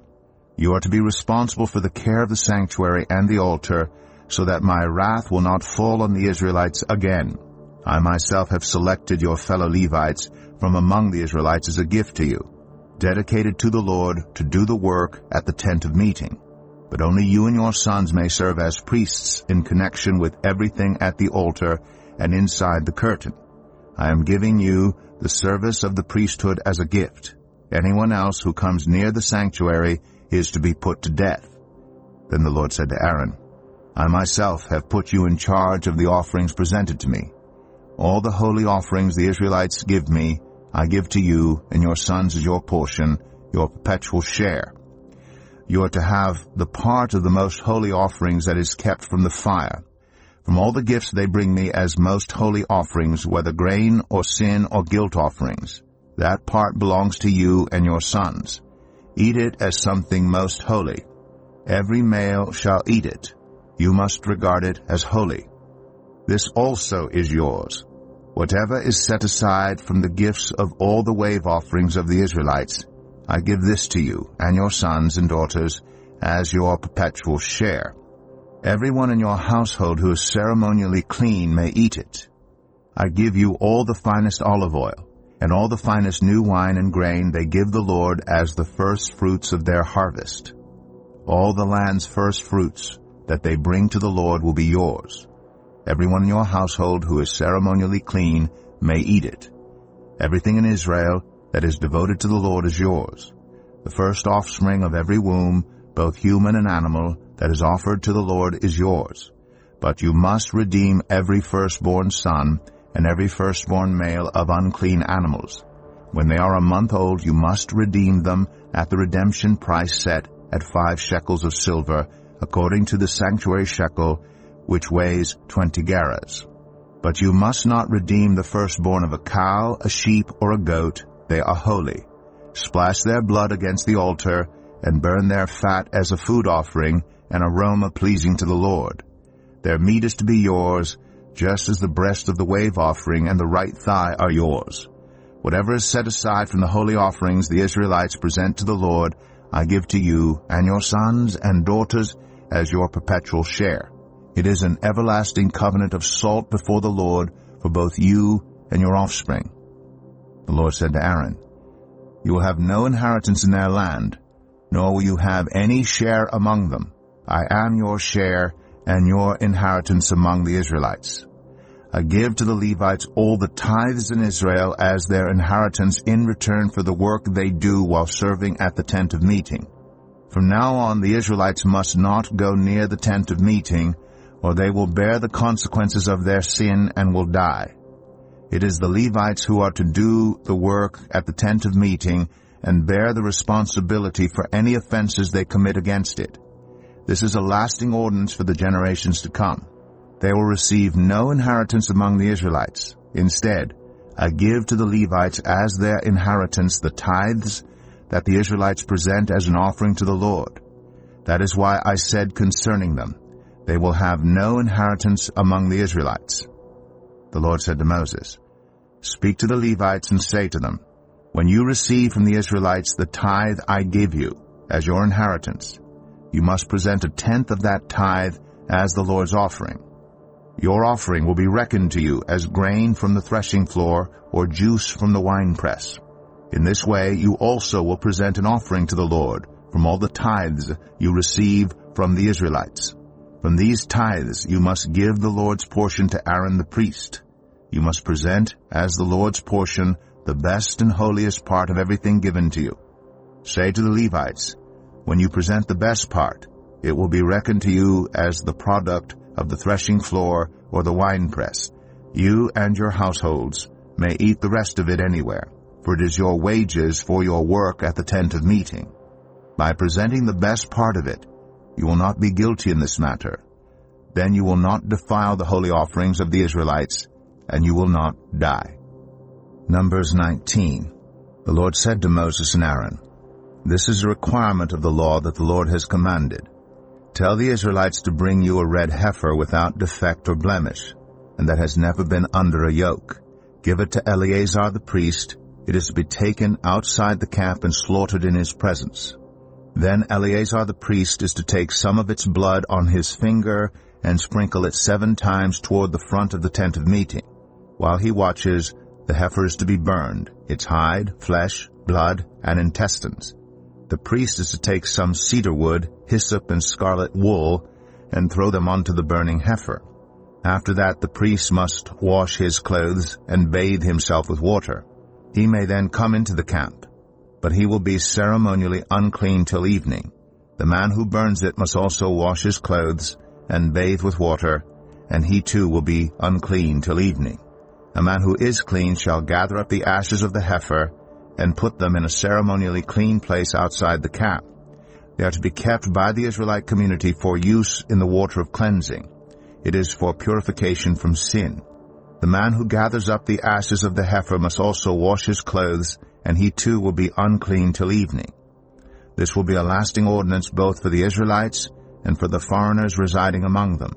Whoever touches a human corpse will be unclean for 7 days. They must purify themselves with the water on the 3rd day, and on the 7th day, then they will be clean. But if they do not purify themselves on the 3rd and 7th days, they will not be clean. If they fail to purify themselves after touching a human corpse, they defile the Lord's tabernacle. They must be cut off from Israel. Because the water of cleansing has not been sprinkled on them, they are unclean. Their uncleanness remains on them. This is the law that applies when a person dies in a tent. Anyone who enters the tent and anyone who is in it will be unclean for 7 days. And every open container without a lid fastened on it will be unclean. Anyone out in the open who touches someone who has been killed with a sword or someone who has died a natural death, or anyone who touches a human bone or a grave, will be unclean for 7 days. For the unclean person, put some ashes from the burned purification offering into a jar, and pour fresh water over them. Then a man who is ceremonially clean is to take some hyssop, dip it in the water, and sprinkle the tent and all the furnishings and the people who were there. He must also sprinkle anyone who has touched a human bone or a grave or anyone who has been killed, or anyone who has died a natural death. The man who is clean is to sprinkle those who are unclean on the 3rd and 7th days, and on the 7th day he is to purify them. Those who are being cleansed must wash their clothes and bathe with water, and that evening they will be clean. But if those who are unclean do not purify themselves, they must be cut off from the community, because they have defiled the sanctuary of the Lord. The water of cleansing has not been sprinkled on them, and they are unclean. This is a lasting ordinance for them. The man who sprinkles the water of cleansing must also wash his clothes, and anyone who touches the water of cleansing will be unclean till evening. Anything that an unclean person touches becomes unclean, and anyone who touches it becomes unclean till evening. Numbers 20. In the 1st month, the whole Israelite community arrived at the desert of Zin, and they stayed at Kadesh. There Miriam died and was buried. Now there was no water for the community, and the people gathered in opposition to Moses and Aaron. They quarreled with Moses and said, "If only we had died when our brothers fell dead before the Lord. Why did you bring the Lord's community into this wilderness, that we and our livestock should die here? Why did you bring us up out of Egypt to this terrible place? It has no grain or figs, grapevines or pomegranates, and there's no water to drink." Moses and Aaron went from the assembly to the entrance to the tent of meeting and fell face down, and the glory of the Lord appeared to them. The Lord said to Moses, "Take the staff, and you and your brother Aaron gather the assembly together. Speak to that rock before their eyes, and it will pour out its water. You will bring water out of the rock for the community, so they and their livestock can drink." So Moses took the staff from the Lord's presence, just as he commanded him. He and Aaron gathered the assembly together in front of the rock, and Moses said to them, "Listen, you rebels, must we bring you water out of this rock?"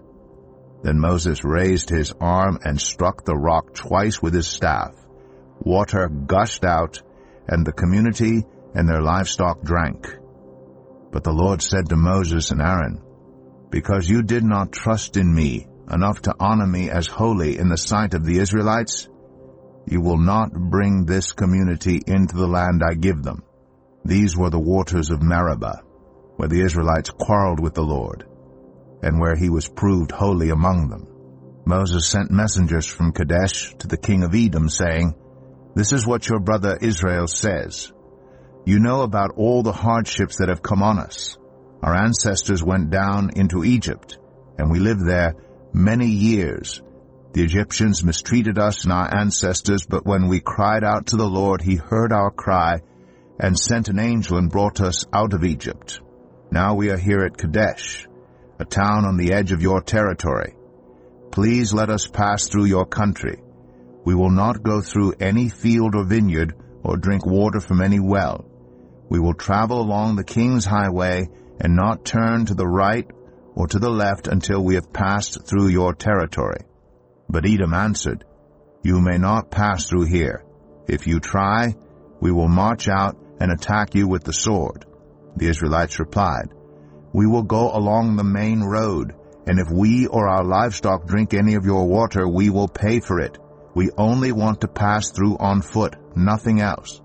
Again they answered, "You may not pass through." Then Edom came out against them with a large and powerful army.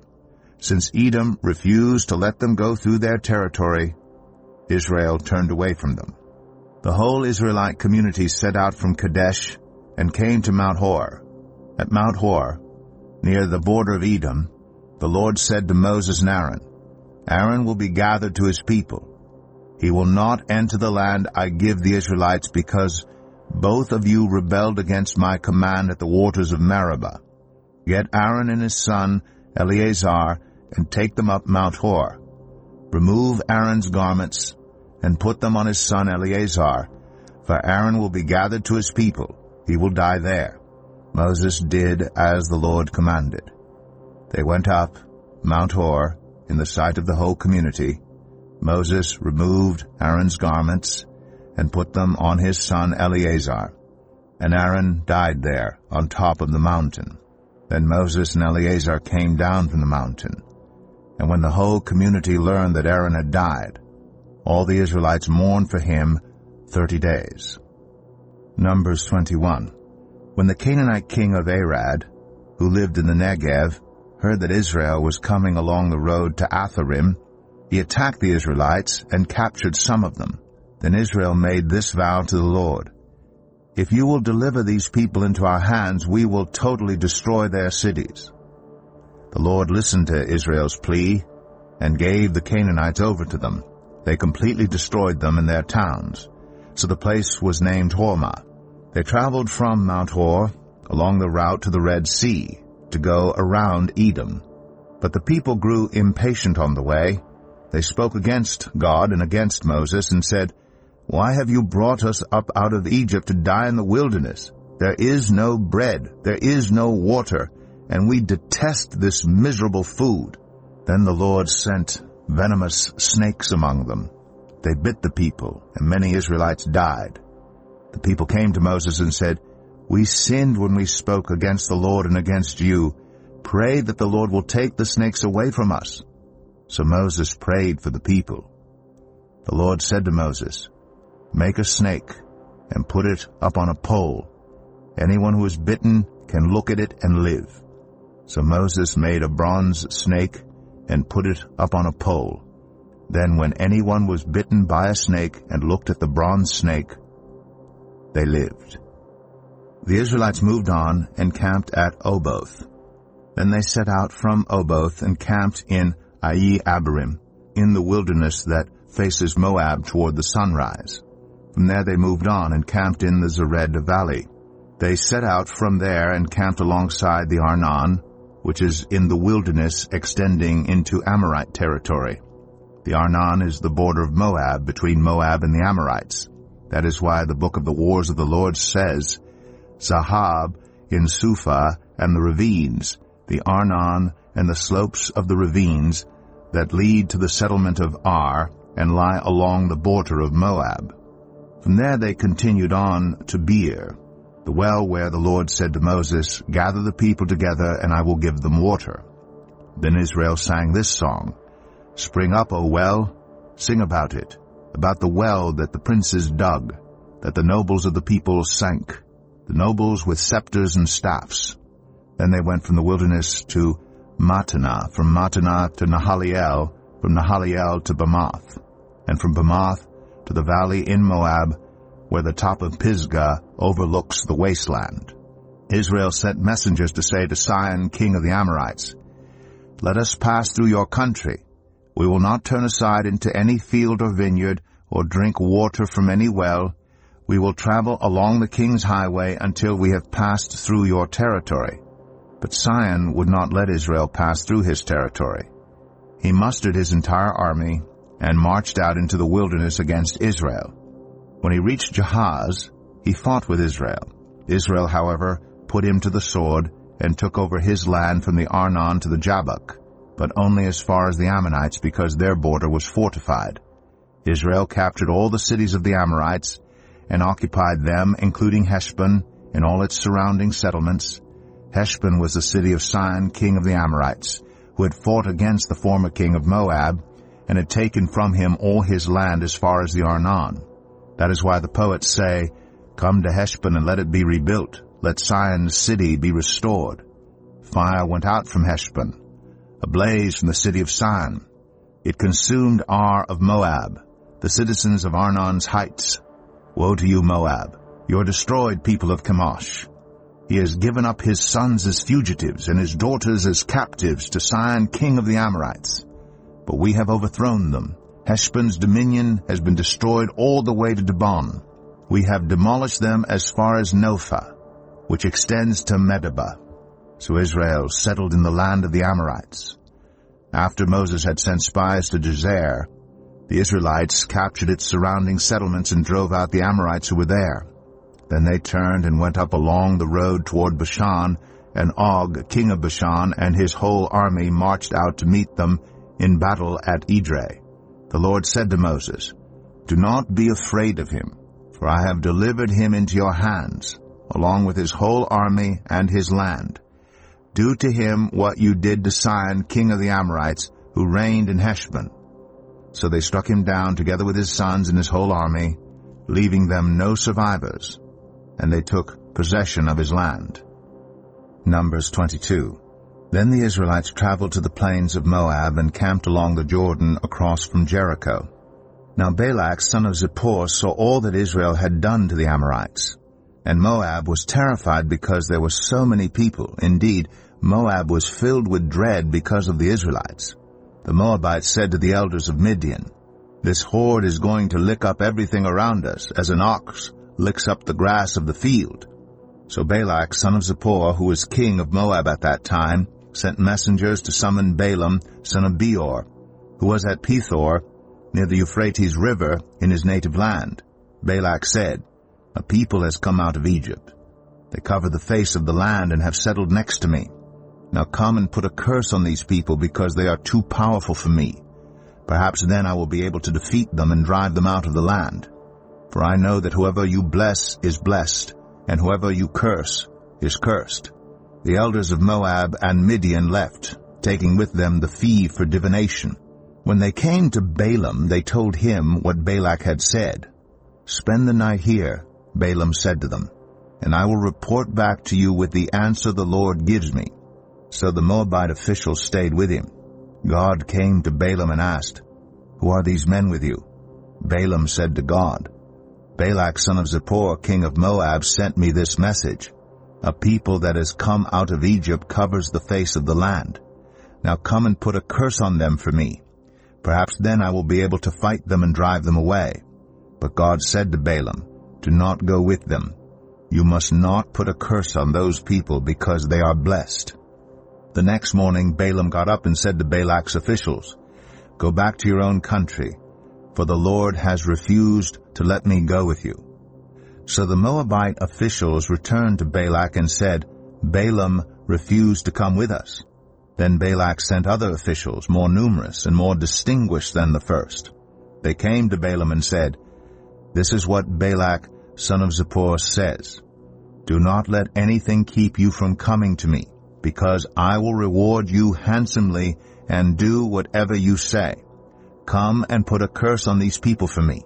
But Balaam answered them, "Even if Balak gave me all the silver and gold in his palace, I could not do anything great or small to go beyond the command of the Lord my God. Now spend the night here so that I can find out what else the Lord will tell me." That night God came to Balaam and said, "Since these men have come to summon you, go with them, but do only what I tell you." Balaam got up in the morning, saddled his donkey, and went with the Moabite officials. But God was very angry when he went, and the angel of the Lord stood in the road to oppose him. Balaam was riding on his donkey, and his 2 servants were with him. When the donkey saw the angel of the Lord standing in the road with a drawn sword in his hand, it turned off the road into a field. Balaam beat it to get it back on the road. Then the angel of the Lord stood in a narrow path through the vineyards, with walls on both sides. When the donkey saw the angel of the Lord, it pressed close to the wall, crushing Balaam's foot against it. So he beat the donkey again. Then the angel of the Lord moved on ahead and stood in a narrow place where there was no room to turn, either to the right or to the left. When the donkey saw the angel of the Lord, it lay down under Balaam, and he was angry and beat it with his staff. Then the Lord opened the donkey's mouth, and it said to Balaam, "What have I done to you to make you beat me these 3 times?" Balaam answered the donkey, "You have made a fool of me. If only I had a sword in my hand, I would kill you right now." The donkey said to Balaam, "Am I not your own donkey, which you have always ridden to this day? Have I been in the habit of doing this to you?" "No," he said. Then the Lord opened Balaam's eyes, and he saw the angel of the Lord standing in the road with his sword drawn. So he bowed low and fell face down. The angel of the Lord asked him, "Why have you beaten your donkey these 3 times? I have come here to oppose you because your path is a reckless one before me.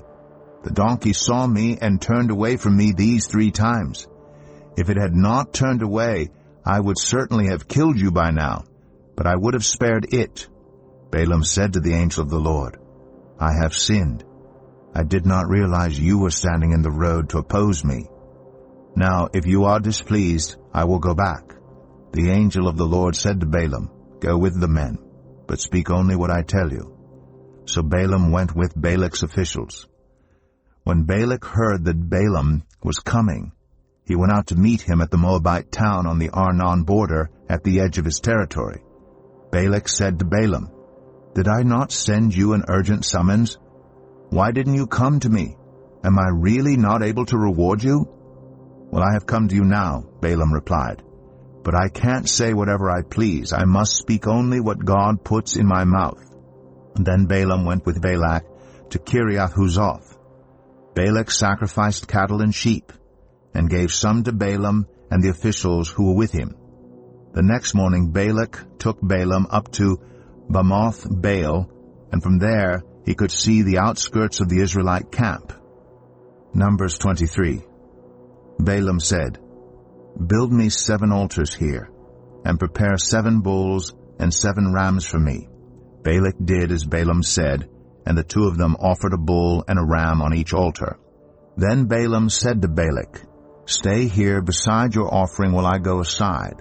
Perhaps the Lord will come to meet with me. Whatever he reveals to me, I will tell you." Then he went off to a barren height. God met with him, and Balaam said, "I have prepared 7 altars, and on each altar I have offered a bull and a ram." The Lord put a word in Balaam's mouth and said, "Go back to Balak and give him this word." So he went back to him and found him standing beside his offering with all the Moabite officials. Then Balaam spoke his message. "Balak brought me from Aram, the king of Moab from the eastern mountains. Come," he said, "curse Jacob for me. Come, denounce Israel. How can I curse those whom God has not cursed? How can I denounce those whom the Lord has not denounced? From the rocky peaks I see them. From the heights I view them. I see a people who live apart and do not consider themselves one of the nations. Who can count the dust of Jacob, or number even 1/4 of Israel? Let me die the death of the righteous, and may my final end be like theirs." Balak said to Balaam, "What have you done to me? I brought you to curse my enemies, but you have done nothing but bless them." He answered, "Must I not speak what the Lord puts in my mouth?"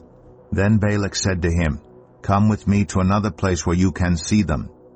You will not see them all, but only the outskirts of their camp, and from there curse them for me." So he took him to the field of Zophim on the top of Pisgah, and there he built 7 altars and offered a bull and a ram on each altar. Balaam said to Balak, "Stay here beside your offering while I meet with him over there." The Lord met with Balaam and put a word in his mouth and said, "Go back to Balak and give him this word." So he went to him and found him standing beside his offering with the Moabite officials. Balak asked him, "What did the Lord say?" Then he spoke his message. "Arise, Balak, and listen. Hear me, son of Zippor. God is not human, that he should lie, not a human being, that he should change his mind. Does he speak and then not act? Does he promise and not fulfill? I have received a command to bless. He has blessed, and I cannot change it. No misfortune is seen in Jacob, no misery observed in Israel. The Lord their God is with them. The shout of the king is among them. God brought them out of Egypt. They have the strength of a wild ox. There is no divination against Jacob, no evil omens against Israel. It will now be said of Jacob and of Israel, see what God has done. The people rise like a lioness. They rouse themselves like a lion that does not rest till it devours its prey and drinks the blood of its victims. Then Balak said to Balaam, neither curse them at all nor bless them at all. Balaam answered, did I not tell you I must do whatever the Lord says? Then Balak said to Balaam, come, let me take you to another place. Perhaps it will please God to let you curse them for me from there. And Balak took Balaam to the top of Peor, overlooking the wasteland. Balaam said, "Build me 7 altars here, and prepare 7 bulls and 7 rams for me." Balak did as Balaam had said, and offered a bull and a ram on each altar. Numbers 24. Now when Balaam saw that it pleased the Lord to bless Israel, he did not resort to divination as at other times, but turned his face toward the wilderness. When Balaam looked out and saw Israel encamped tribe by tribe, the Spirit of God came on him, and he spoke his message. The prophecy of Balaam son of Beor, the prophecy of one whose eye sees clearly, the prophecy of one who hears the words of God, who sees a vision from the Almighty, who falls prostrate, and whose eyes are opened. How beautiful are your tents, Jacob, your dwelling places, Israel. Like valleys they spread out, like gardens beside a river, like aloes planted by the Lord, like cedars beside the waters. Water will flow from their buckets, their seed will have abundant water. Their king will be greater than Agag, their kingdom will be exalted. God brought them out of Egypt. They have the strength of a wild ox. They devour hostile nations and break their bones in pieces. With their arrows they pierce them. Like a lion they crouch and lie down, like a lioness who dares to rouse them. May those who bless you be blessed, and those who curse you be cursed. Then Balak's anger burned against Balaam. He struck his hands together and said to him, I summoned you to curse my enemies, but you have blessed them these 3 times. Now leave at once and go home. I said I would reward you handsomely, but the Lord has kept you from being rewarded. Balaam answered Balak, Did I not tell the messengers you sent me, even if Balak gave me all the silver and gold in his palace, I could not do anything of my own accord, good or bad, to go beyond the command of the Lord, and I must say only what the Lord says. Now I am going back to my people, but come, let me warn you of what this people will do to your people in days to come. Then he spoke his message.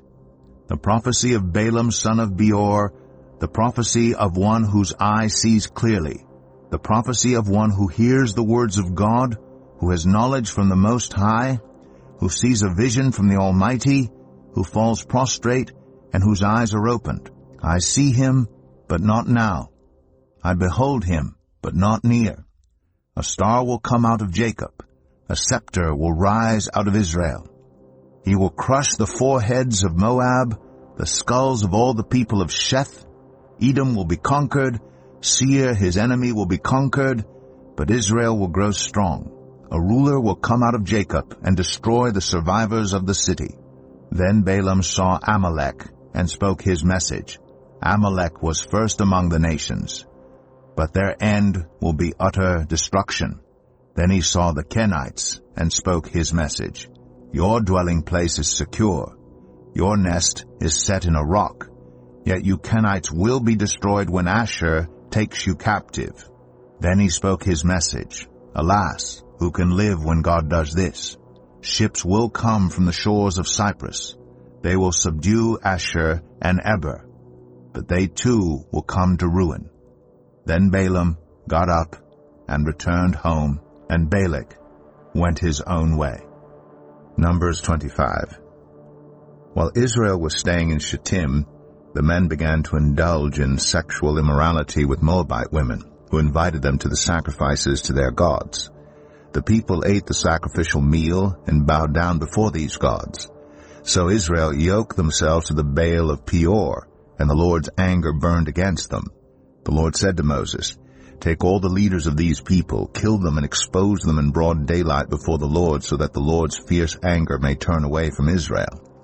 So Moses said to Israel's judges, Each of you must put to death those of your people who have yoked themselves to the Baal of Peor.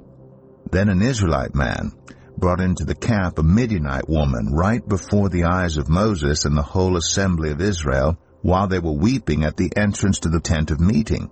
When Phinehas, son of Eleazar, the son of Aaron, the priest, saw this, he left the assembly, took a spear in his hand, and followed the Israelite into the tent. He drove the spear into both of them, right through the Israelite man and into the woman's stomach. Then the plague against the Israelites was stopped. But those who died in the plague numbered 24,000. The Lord said to Moses, Phinehas, son of Eleazar, the son of Aaron, the priest, has turned my anger away from the Israelites.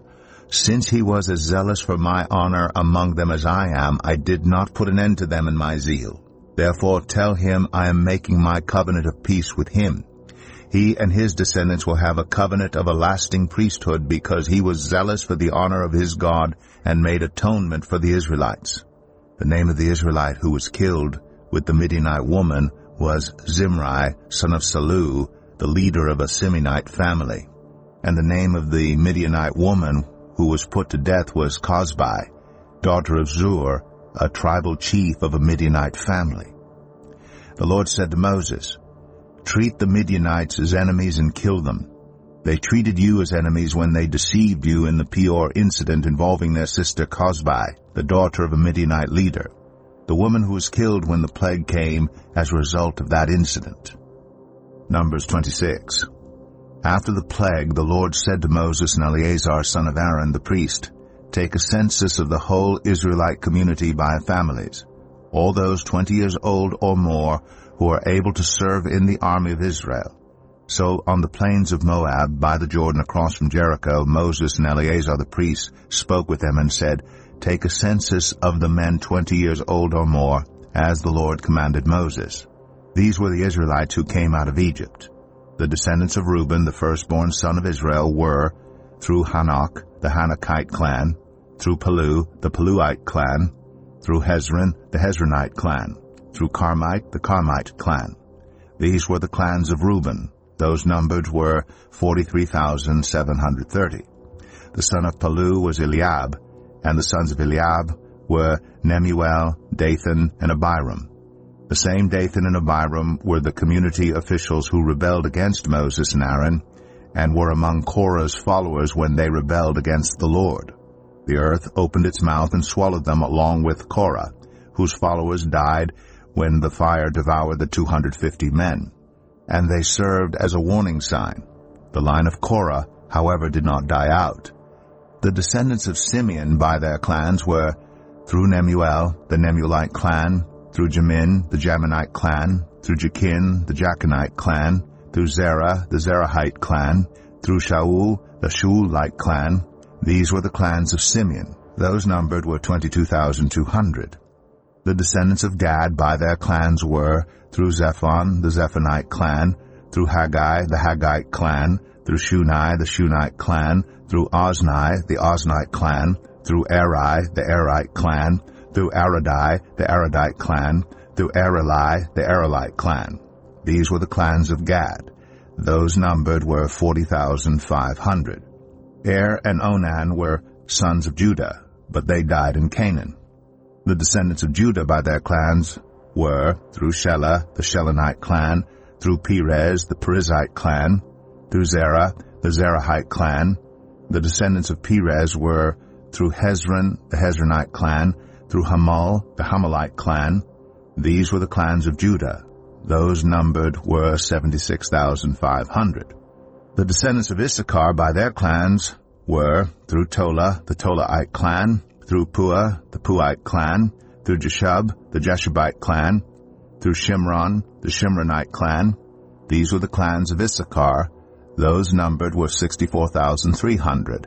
The descendants of Zebulun by their clans were, through Sered, the Seredite clan, through Elon, the Elonite clan, through Jaliel, the Jaleelite clan. These were the clans of Zebulun. Those numbered were 60,500. The descendants of Joseph by their clans through Manasseh and Ephraim were, the descendants of Manasseh through Machir, the Machirite clan. Machir was the father of Gilead. Through Gilead, the Gileadite clan. These were the descendants of Gilead. Through Aiezer, the Aizerite clan. Through Helek, the Helekite clan. Through Azriel, the Azrielite clan. Through Shechem, the Shechemite clan. Through Shemida, the Shemidite clan. Through Hepher, the Hepherite clan. Zelophehad, son of Hepher, had no sons. He had only daughters, whose names were Mahlah, Noah, Hoglah, Milcah, and Tirzah. These were the clans of Manasseh. Those numbered were 52,700. These were the descendants of Ephraim by their clans. Through Shuthelah, the Shuthelahite clan. Through Becher, the Becherite clan. Through Tahan, the Tahanite clan. These were the descendants of Shuthelah. Through Eran, the Eranite clan. These were the clans of Ephraim. Those numbered were 32,500. These were the descendants of Joseph by their clans. The descendants of Benjamin by their clans were through Bela, the Belaite clan, through Ashbel, the Ashbelite clan, through Ahiram, the Ahiramite clan, through Shupham, the Shuphamite clan, through Hupham, the Huphamite clan. The descendants of Bela through Ard and Naaman were through Ard, the Ardite clan, through Naaman, the Naamite clan. These were the clans of Benjamin. Those numbered were 45,600. These were the descendants of Dan by their clans. Through Shuham, the Shuhamite clan. These were the clans of Dan. All of them were Shuhamite clans, and those numbered were 64,400. The descendants of Asher by their clans were through Imnah, the Imnite clan, through Ishvi, the Ishvite clan, through Beriah, the Berite clan, and through the descendants of Beriah, through Heber, the Heberite clan, through Malchiel, the Malchielite clan. Asher had a daughter named Sarah. These were the clans of Asher. Those numbered were 53,400. The descendants of Naphtali by their clans were through Jaziel, the Jazielite clan, through Gunai, the Gunite clan, through Jezer, the Jezerite clan, through Shillem, the Shillemite clan. These were the clans of Naphtali. Those numbered were 45,400. The total number of the men of Israel was 601,730. The Lord said to Moses, "The land is to be allotted to them as an inheritance based on the number of names. To a larger group give a larger inheritance, and to a smaller group a smaller one. Each is to receive its inheritance according to the number of those listed. Be sure that the land is distributed by lot. What each group inherits will be according to the names for its ancestral tribe. Each inheritance is to be distributed by lot among the larger and smaller groups." These were the Levites who were counted by their clans. Through Gershon, the Gershonite clan. Through Kohath, the Kohathite clan. Through Merari, the Merarite clan. These also were Levite clans. The Libnite clan, the Hebronite clan, the Malite clan, the Mushite clan, the Korahite clan. Kohath was the forefather of Amram. The name of Amram's wife was Jochebed, a descendant of Levi, who was born to the Levites in Egypt. To Amram she bore Aaron, Moses, and their sister Miriam. Aaron was the father of Nadab and Abihu, Eleazar, and Ithamar. But Nadab and Abihu died when they made an offering before the Lord with unauthorized fire. All the male Levites, a month old or more, numbered 23,000. They were not counted along with the other Israelites because they received no inheritance among them. These are the ones counted by Moses and Eleazar the priest when they counted the Israelites on the plains of Moab by the Jordan across from Jericho.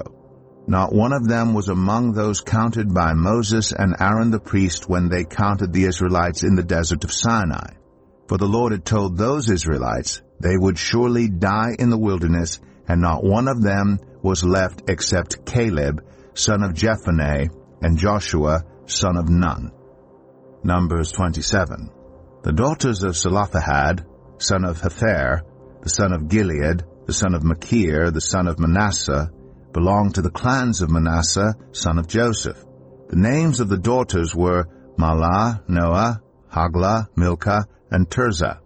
They came forward and stood before Moses, Eleazar the priest, the leaders, and the whole assembly at the entrance to the tent of meeting, and said, "Our father died in the wilderness. He was not among Korah's followers, who banded together against the Lord, but he died for his own sin and left no sons. Why should our father's name disappear from his clan because he had no son? Give us property among our father's relatives." So Moses brought their case before the Lord, and the Lord said to him, "What Zelophehad's daughters are saying is right. You must certainly give them property as an inheritance among their father's relatives, and give their father's inheritance to them. Say to the Israelites, if a man dies and leaves no son, give his inheritance to his daughter. If he has no daughter, give his inheritance to his brothers. If he has no brothers, give his inheritance to his father's brothers. If his father had no brothers, give his inheritance to the nearest relative in his clan, that he may possess it. This is to have the force of law for the Israelites, as the Lord commanded Moses. Then the Lord said to Moses, Go up to this mountain in the Abarim range, and see the land I have given the Israelites. After you have seen it, you too will be gathered to your people, as your brother Aaron was. For when the community rebelled at the waters in the desert of Zin, both of you disobeyed my command to honor me as holy before their eyes. These were the waters of Meribah Kadesh in the desert of Zin. Moses said to the Lord, May the Lord, the God who gives breath to all living things, appoint someone over this community to go out and come in before them, one who will lead them out and bring them in. So the Lord's people will not be like sheep without a shepherd. So the Lord said to Moses, Take Joshua son of Nun, a man in whom is the spirit of leadership, and lay your hand on him. Have him stand before Eleazar the priest and the entire assembly, and commission him in their presence. Give him some of your authority so the whole Israelite community will obey him. He is to stand before Eleazar the priest, who will obtain decisions for him by inquiring of the Urim before the Lord. At his command, he and the entire community of the Israelites will go out, and at his command they will come in. Moses did as the Lord commanded him. He took Joshua and had him stand before Eleazar the priest and the whole assembly. Then he laid his hands on him and commissioned him, as the Lord instructed through Moses. Numbers 28. The Lord said to Moses, Give this command to the Israelites and say to them, Make sure that you present to me at the appointed time my food offerings as an aroma pleasing to me. Say to them, This is the food offering you are to present to the Lord, 2 lambs a year old without defect, as a regular burnt offering each day. Offer 1 lamb in the morning and the other at twilight, together with the grain offering of 1/10 of an ephah of the finest flour, mixed with 1/4 of a hin of oil from pressed olives. This is the regular burnt offering instituted at Mount Sinai as a pleasing aroma, a food offering presented to the Lord. The accompanying drink offering is to be 1/4 of a hin of fermented drink with each lamb. Pour out the drink offering to the Lord at the sanctuary. Offer the 2nd lamb at twilight, along with the same kind of grain offering and drink offering that you offer in the morning. This is a food offering, an aroma pleasing to the Lord. On the Sabbath day, make an offering of 2 lambs, a year old without defect, together with its drink offering, and a grain offering of 2/10 of an ephah of the finest flour mixed with olive oil. This is the burnt offering for every Sabbath, in addition to the regular burnt offering and its drink offering. On the 1st of every month, present to the Lord a burnt offering of 2 young bulls, 1 ram, and 7 male lambs a year old, all without defect. With each bull there is to be a grain offering of 3/10 of an ephah of the finest flour mixed with oil. With the ram, a grain offering of 2/10 of an ephah of the finest flour mixed with oil. And with each lamb, a grain offering of 1/10 of an ephah of the finest flour mixed with oil. This is for a burnt offering, a pleasing aroma, a food offering presented to the Lord. With each bull there is to be a drink offering of 1/2 a hin of wine. With the ram, 1/3 of a hin, and with each lamb 1/4 of a hin. This is the monthly burnt offering to be made at each new moon during the year.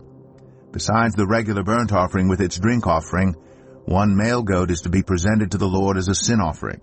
On the 14th day of the 1st month, the Lord's Passover is to be held. On the 15th day of this month there is to be a festival. For 7 days eat bread made without yeast. On the 1st day hold a sacred assembly and do no regular work.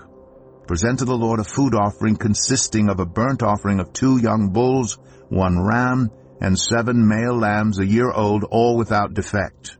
With each bull offer a grain offering of 3/10 of an ephah of the finest flour mixed with oil. With the ram 2/10, and with each of the 7 lambs 1/10. Include 1 male goat as a sin offering to make atonement for you. Offer these in addition to the regular morning burnt offering. In this way, present the food offering every day for 7 days as an aroma pleasing to the Lord. It is to be offered in addition to the regular burnt offering and its drink offering. On the 7th day hold a sacred assembly and do no regular work. On the day of first fruits, when you present to the Lord an offering of new grain during the festival of weeks, hold a sacred assembly and do no regular work. Present a burnt offering of 2 young bulls, 1 ram, and 7 male lambs a year old as an aroma pleasing to the Lord. With each bull there is to be a grain offering of 3/10 of an ephah of the finest flour mixed with oil, with the ram 2/10, and with each of the 7 lambs 1/10. Include 1 male goat to make atonement for you. Offer these together with their drink offerings, in addition to the regular burnt offering and its grain offering. Be sure the animals are without defect. Numbers 29. On the first day of the 7th month, hold a sacred assembly and do no regular work. It is a day for you to sound the trumpets. As an aroma pleasing to the Lord, offer a burnt offering of 1 young bull, 1 ram, and 7 male lambs a year old, all without defect. With the bull, offer a grain offering of 3/10 of an ephah of the finest flour mixed with olive oil, with the ram 2/10, and with each of the 7 lambs 1/10. Include 1 male goat as a sin offering to make atonement for you. These are in addition to the monthly and daily burnt offerings with their grain offerings and drink offerings as specified. They are food offerings presented to the Lord, a pleasing aroma. On the 10th day of this 7th month, hold a sacred assembly. You must deny yourselves and do no work. Present as an aroma pleasing to the Lord a burnt offering of 1 young bull, 1 ram, and 7 male lambs a year old, all without defect. With the bull, offer a grain offering of 3/10 of an ephah of the finest flour mixed with oil, with the ram 2/10, and with each of the 7 lambs 1/10. Include 1 male goat as a sin offering in addition to the sin offering for atonement and the regular burnt offering with its grain offering and their drink offerings. On the 15th day of the 7th month, hold a sacred assembly and do no regular work. Celebrate a festival to the Lord for 7 days. Present as an aroma pleasing to the Lord a food offering, consisting of a burnt offering of 13 young bulls, 2 rams, and 14 male lambs a year old, all without defect. With each of the 13 bulls, offer a grain offering of 3/10 of an ephah of the finest flour mixed with oil, with each of the 2 rams 2/10, and with each of the 14 lambs 1/10. Include 1 male goat as a sin offering, in addition to the regular burnt offering with its grain offering and drink offering. On the 2nd day, offer 12 young bulls, 2 rams, and 14 male lambs a year old, all without defect. With the bulls, rams, and lambs, offer their grain offerings and drink offerings, according to the number specified. Include 1 male goat as a sin offering, in addition to the regular burnt offering with its grain offering and their drink offerings. On the 3rd day, offer 11 bulls, 2 rams, and 14 male lambs a year old, all without defect. With the bulls, rams, and lambs, offer their grain offerings and drink offerings according to the number specified. Include 1 male goat as a sin offering, in addition to the regular burnt offering with its grain offering and drink offering. On the 4th day, offer 10 bulls, 2 rams, and 14 male lambs a year old, all without defect. With the bulls, rams, and lambs, offer their grain offerings and drink offerings according to the number specified. Include 1 male goat as a sin offering, in addition to the regular burnt offering with its grain offering and drink offering. On the 5th day, offer 9 bulls, 2 rams, and 14 male lambs a year old, all without defect. With the bulls, rams, and lambs, offer their grain offerings and drink offerings according to the number specified. Include 1 male goat as a sin offering, in addition to the regular burnt offering with its grain offering and drink offering.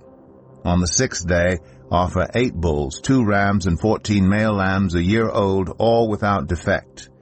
With the bulls, rams, and lambs, offer their grain offerings and drink offerings according to the number specified. Include 1 male goat as a sin offering, in addition to the regular burnt offering with its grain offering and drink offering. On the seventh day offer 7 bulls, 2 rams, and 14 male lambs a year old, all without defect. With the bulls, rams, and lambs, offer their grain offerings and drink offerings according to the number specified. Include 1 male goat as a sin offering, in addition to the regular burnt offering with its grain offering and drink offering. On the 8th day, hold a closing special assembly and do no regular work.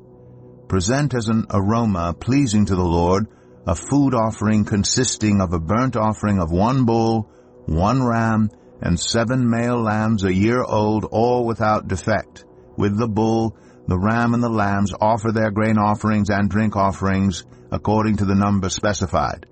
Include 1 male goat as a sin offering, in addition to the regular burnt offering with its grain offering and drink offering. In addition to what you vow and your freewill offerings, offer these to the Lord at your appointed festivals: your burnt offerings, grain offerings, drink offerings, and fellowship offerings. Moses told the Israelites all that the Lord commanded him. Numbers 30. Moses said to the heads of the tribes of Israel, "This is what the Lord commands. When a man makes a vow to the Lord or takes an oath to obligate himself by a pledge, he must not break his word, but must do everything he said. When a young woman still living in her father's household makes a vow to the Lord or obligates herself by a pledge, and her father hears about her vow or pledge but says nothing to her, then all her vows and every pledge by which she obligated herself will stand. But if her father forbids her when he hears about it, none of her vows or the pledges by which she obligated herself will stand. The Lord will release her because her father has forbidden her. If she marries after she makes a vow, or after her lips utter a rash promise by which she obligates herself, and her husband hears about it but says nothing to her, then her vows or the pledges by which she obligated herself will stand. But if her husband forbids her when he hears about it, he nullifies the vow that obligates her or the rash promise by which she obligates herself, and the Lord will release her. Any vow or obligation taken by a widow or divorced woman will be binding on her. If a woman living with her husband makes a vow or obligates herself by a pledge under oath, and her husband hears about it but says nothing to her and does not forbid her, then all her vows or the pledges by which she obligated herself will stand. But if her husband nullifies them when he hears about them, then none of the vows or pledges that came from her lips will stand. Her husband has nullified them, and the Lord will release her. Her husband may confirm or nullify any vow she makes or any sworn pledge to deny herself. But if her husband says nothing to her about it from day to day, then he confirms all her vows or the pledges binding on her. He confirms them by saying nothing to her when he hears about them. If, however, he nullifies them sometime after he hears about them, then he must bear the consequences of her wrongdoing. These are the regulations the Lord gave Moses concerning relationships between a man and his wife, and between a father and his young daughter still living at home. Numbers 31. The Lord said to Moses, "Take vengeance on the Midianites for the Israelites. After that, you will be gathered to your people." So Moses said to the people, "Arm some of your men to go to war against the Midianites so that they may carry out the Lord's vengeance on them. Send into battle 1,000 men from each of the tribes of Israel." So 12,000 men armed for battle. 1,000 from each tribe were supplied from the clans of Israel. Moses sent them into battle, 1,000 from each tribe, along with Phinehas, son of Eleazar the priest, who took with him articles from the sanctuary and the trumpets for signaling. They fought against Midian, as the Lord commanded Moses, and killed every man. Among their victims were Evi, Rechem, Zur, Hur, and Reba, the 5 kings of Midian. They also killed Balaam, son of Beor, with the sword. The Israelites captured the Midianite women and children and took all the Midianite herds, flocks, and goods as plunder. They burned all the towns where the Midianites had settled, as well as all their camps. They took all the plunder and spoils, including the people and animals, and brought the captives, spoils, and plunder to Moses and Eleazar the priest, and the Israelite assembly, at their camp on the plains of Moab, by the Jordan, across from Jericho. Moses, Eleazar the priest, and all the leaders of the community went to meet them outside the camp. Moses was angry with the officers of the army, the commanders of thousands and commanders of hundreds, who returned from the battle. "Have you allowed all the women to live?" he asked them. They were the ones who followed Balaam's advice and enticed the Israelites to be unfaithful to the Lord in the Peor incident, so that a plague struck the Lord's people. Now kill all the boys, and kill every woman who has slept with a man, but save for yourselves every girl who has never slept with a man. Anyone who has killed someone or touched someone who was killed must stay outside the camp 7 days. On the 3rd and 7th days you must purify yourselves and your captives. Purify every garment as well as everything made of leather, goat hair, or wood." Then Eleazar the priest said to the soldiers who had gone into battle, "This is what is required by the law that the Lord gave Moses. Gold, silver, bronze, iron, tin, lead, and anything else that can withstand fire must be put through the fire, and then it will be clean. But it must also be purified with the water of cleansing, and whatever cannot withstand fire must be put through that water. On the 7th day wash your clothes, and you will be clean. Then you may come into the camp." The Lord said to Moses, "You and Eleazar the priest and the family heads of the community are to count all the people and animals that were captured.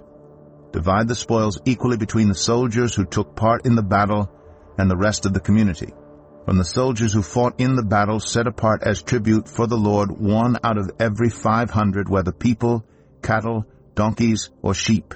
Take this tribute from their half share and give it to Eleazar the priest as the Lord's part. From the Israelites' half, select 1 out of every 50, whether people, cattle, donkeys, sheep, or other animals. Give them to the Levites, who are responsible for the care of the Lord's tabernacle." So Moses and Eleazar the priest did as the Lord commanded Moses. The plunder remaining from the spoils that the soldiers took was 675,000 sheep, 72,000 cattle, 61,000 donkeys, and 32,000 women who had never slept with a man. The half share of those who fought in the battle was 337,500 sheep, of which the tribute for the Lord was 675, 36,000 cattle, of which the tribute for the Lord was 72, 30,500 donkeys, of which the tribute for the Lord was 61, 16,000 people, of whom the tribute for the Lord was 32. Moses gave the tribute to Eleazar the priest as the Lord's part, as the Lord commanded Moses. The half belonging to the Israelites, which Moses set apart from that of the fighting men, the community's half, was 337,500 sheep, 36,000 cattle, 30,500 donkeys, and 16,000 people.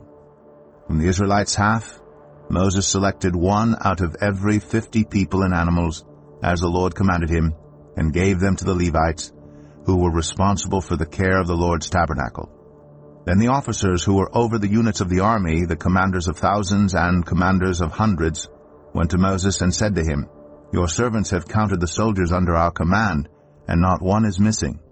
So we have brought as an offering to the Lord the gold articles each of us acquired, armlets, bracelets, signet rings, earrings, and necklaces, to make atonement for ourselves before the Lord." Moses and Eleazar the priest accepted from them the gold, all the crafted articles, all the gold from the commanders of thousands and commanders of hundreds that Moses and Eleazar presented as a gift to the Lord, weighed 16,750 shekels. Each soldier had taken plunder for himself. Moses and Eleazar the priest accepted the gold from the commanders of thousands and commanders of hundreds and brought it into the tent of meeting as a memorial for the Israelites before the Lord. Numbers 32.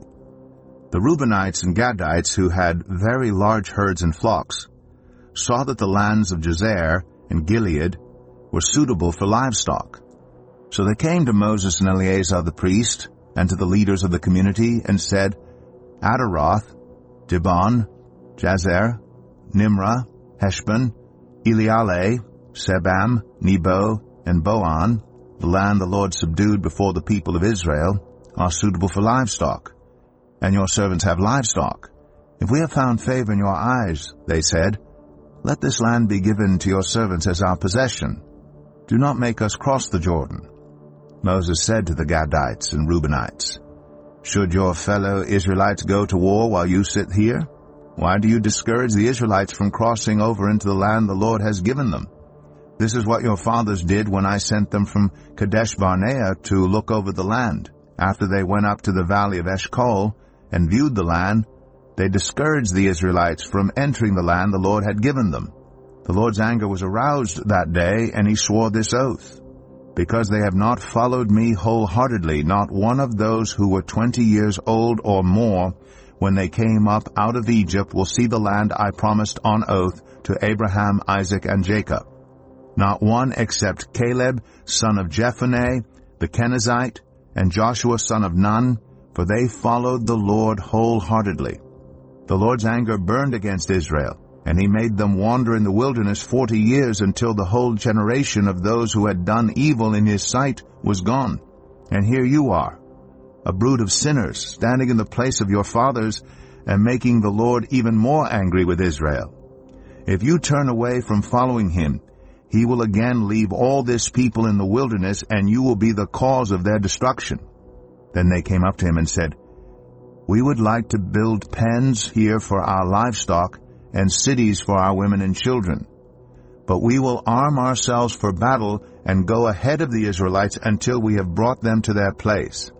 Meanwhile, our women and children will live in fortified cities for protection from the inhabitants of the land.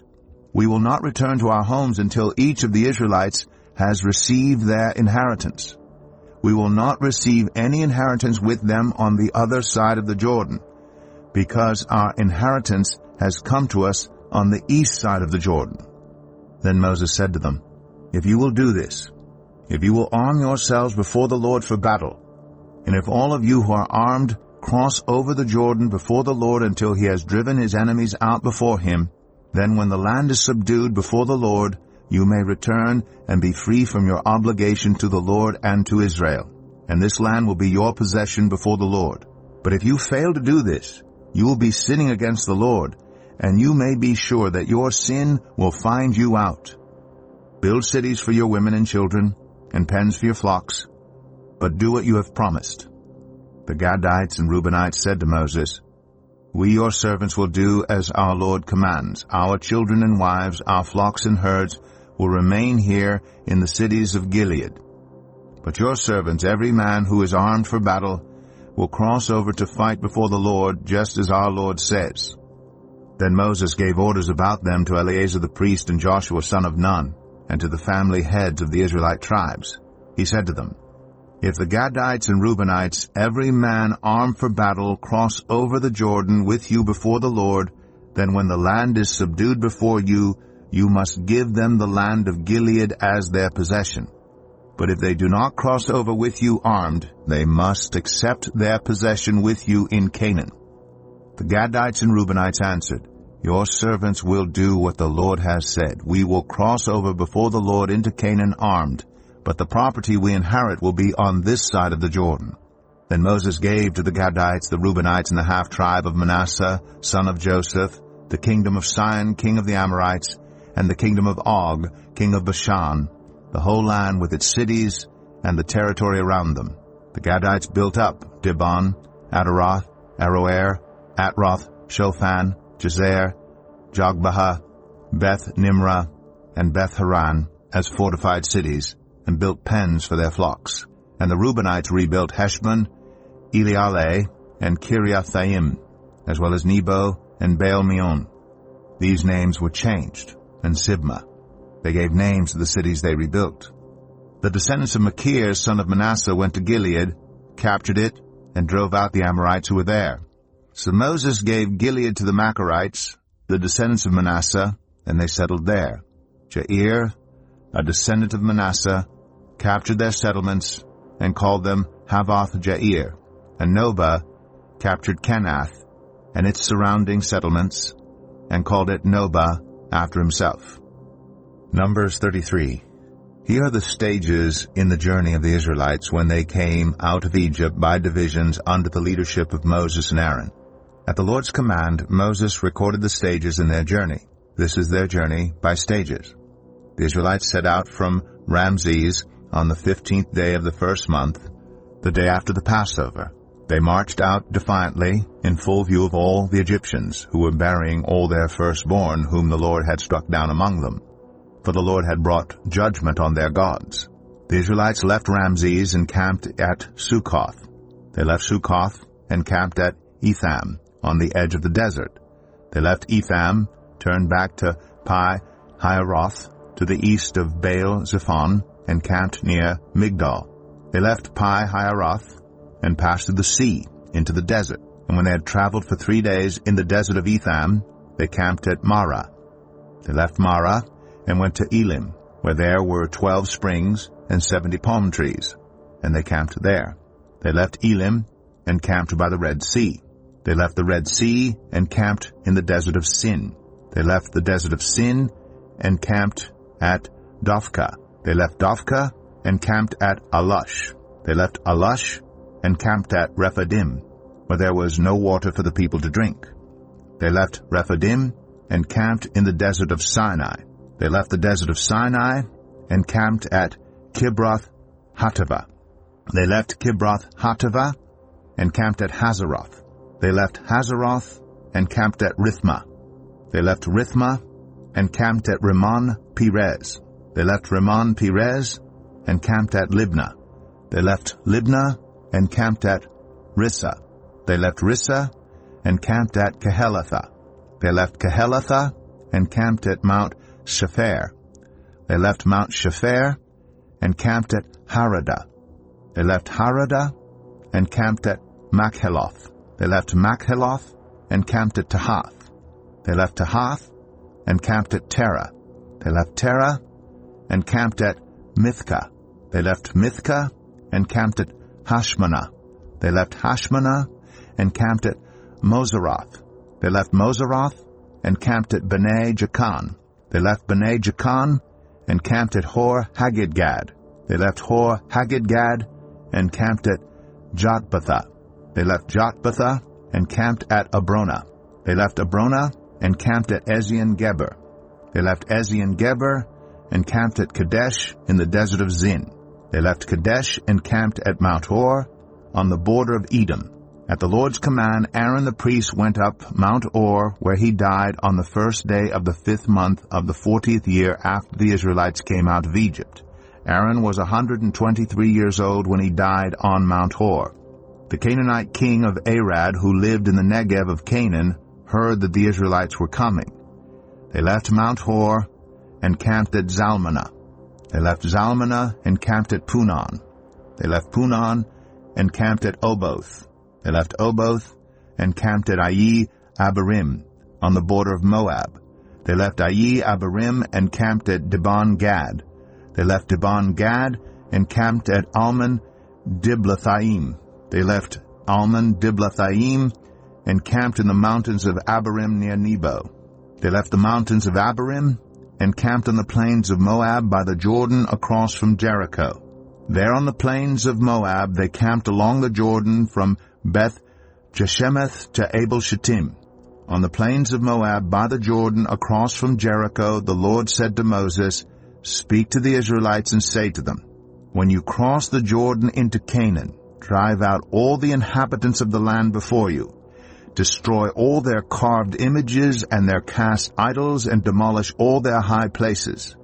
Take possession of the land and settle in it, for I have given you the land to possess. Distribute the land by lot according to your clans. To a larger group give a larger inheritance, and to a smaller group a smaller one.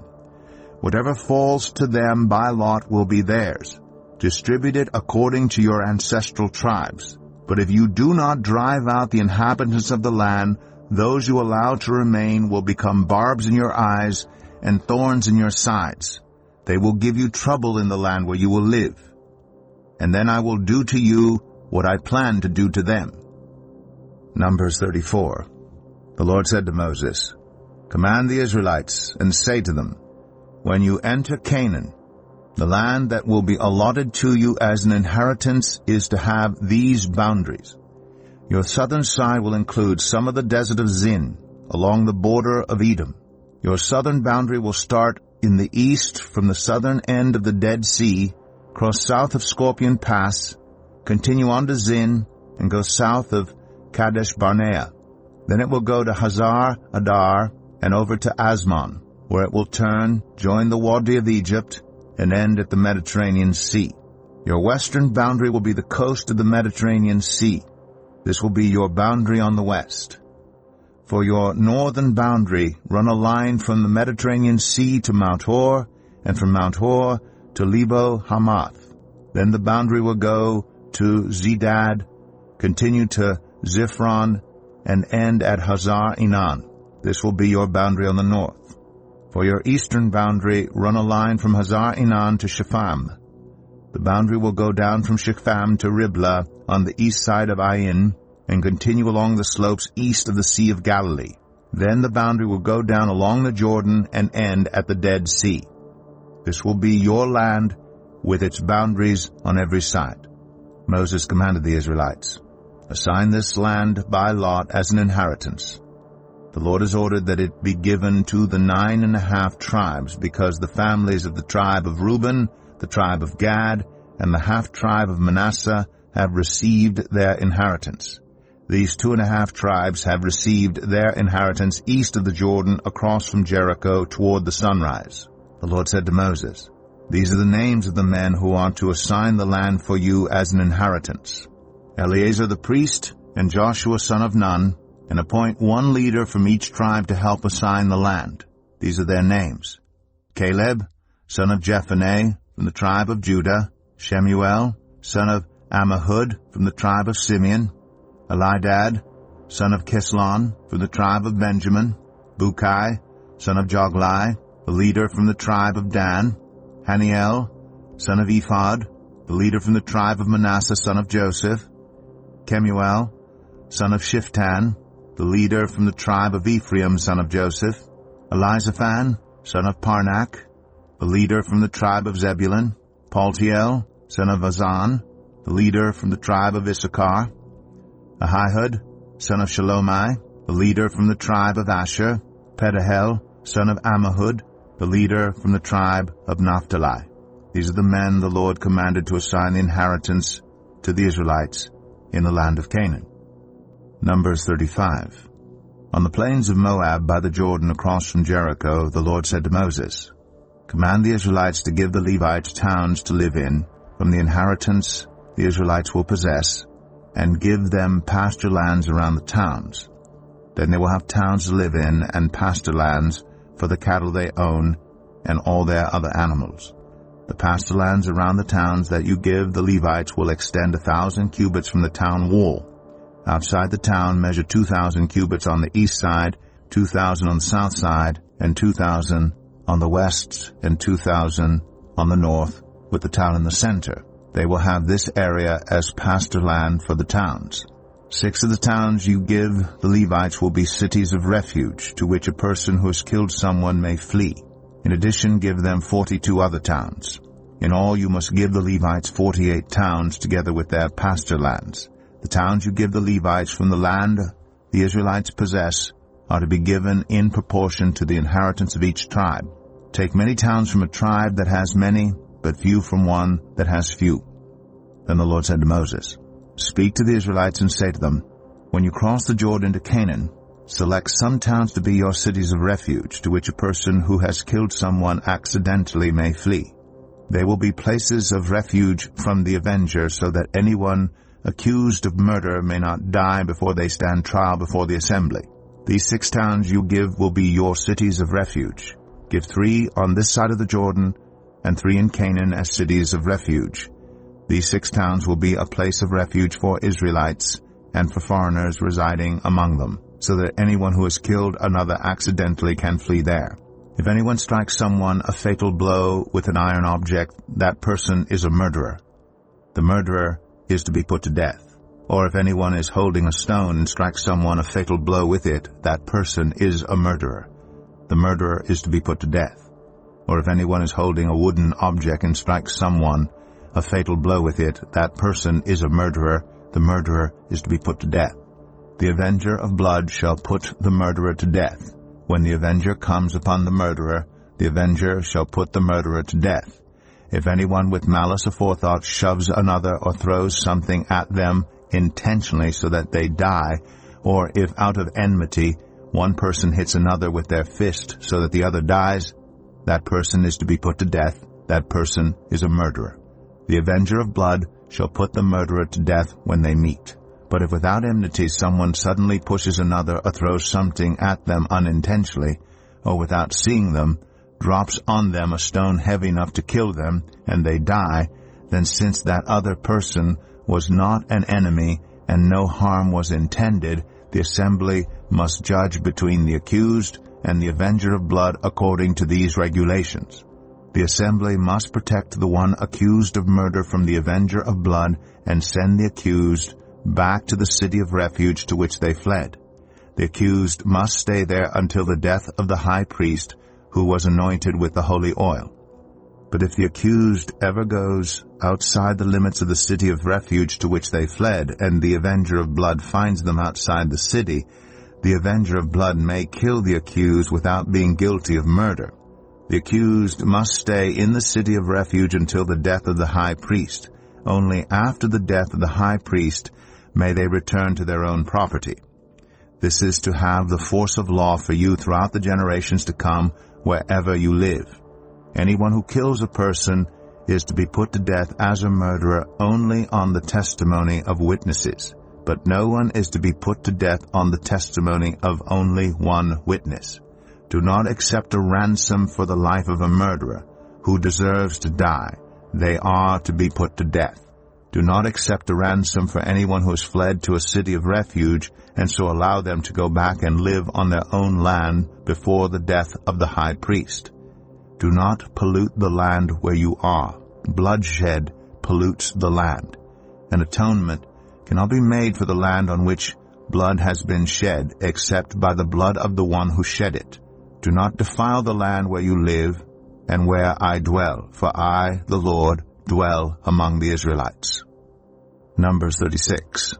The family heads of the clan of Gilead, son of Machir, the son of Manasseh, who were from the clans of the descendants of Joseph, came and spoke before Moses and the leaders, the heads of the Israelite families. They said, When the Lord commanded my Lord to give the land as an inheritance to the Israelites by lot, he ordered you to give the inheritance of our brother Zelophehad to his daughters. Now suppose they marry men from other Israelite tribes. Then their inheritance will be taken from our ancestral inheritance and added to that of the tribe they marry into. And so part of the inheritance allotted to us will be taken away. When the year of Jubilee for the Israelites comes, their inheritance will be added to that of the tribe into which they marry, and their property will be taken from the tribal inheritance of our ancestors. Then at the Lord's command, Moses gave this order to the Israelites. What the tribe of the descendants of Joseph is saying is right. This is what the Lord commands for Zelophehad's daughters. They may marry anyone they please, as long as they marry within their father's tribal clan. No inheritance in Israel is to pass from one tribe to another, for every Israelite shall keep the tribal inheritance of their ancestors. Every daughter who inherits land in any Israelite tribe must marry someone in her father's tribal clan, so that every Israelite will possess the inheritance of their ancestors. No inheritance may pass from one tribe to another, for each Israelite tribe is to keep the land it inherits. So Zelophehad's daughters did as the Lord commanded Moses. Zelophehad's daughters, Mahlah, Tirzah, Hoglah, Milcah, and Noah, married their cousins on their father's side. They married within the clans of the descendants of Manasseh, son of Joseph, and their inheritance remained in their father's tribe and clan. These are the commands and regulations the Lord gave through Moses to the Israelites on the plains of Moab by the Jordan, across from Jericho.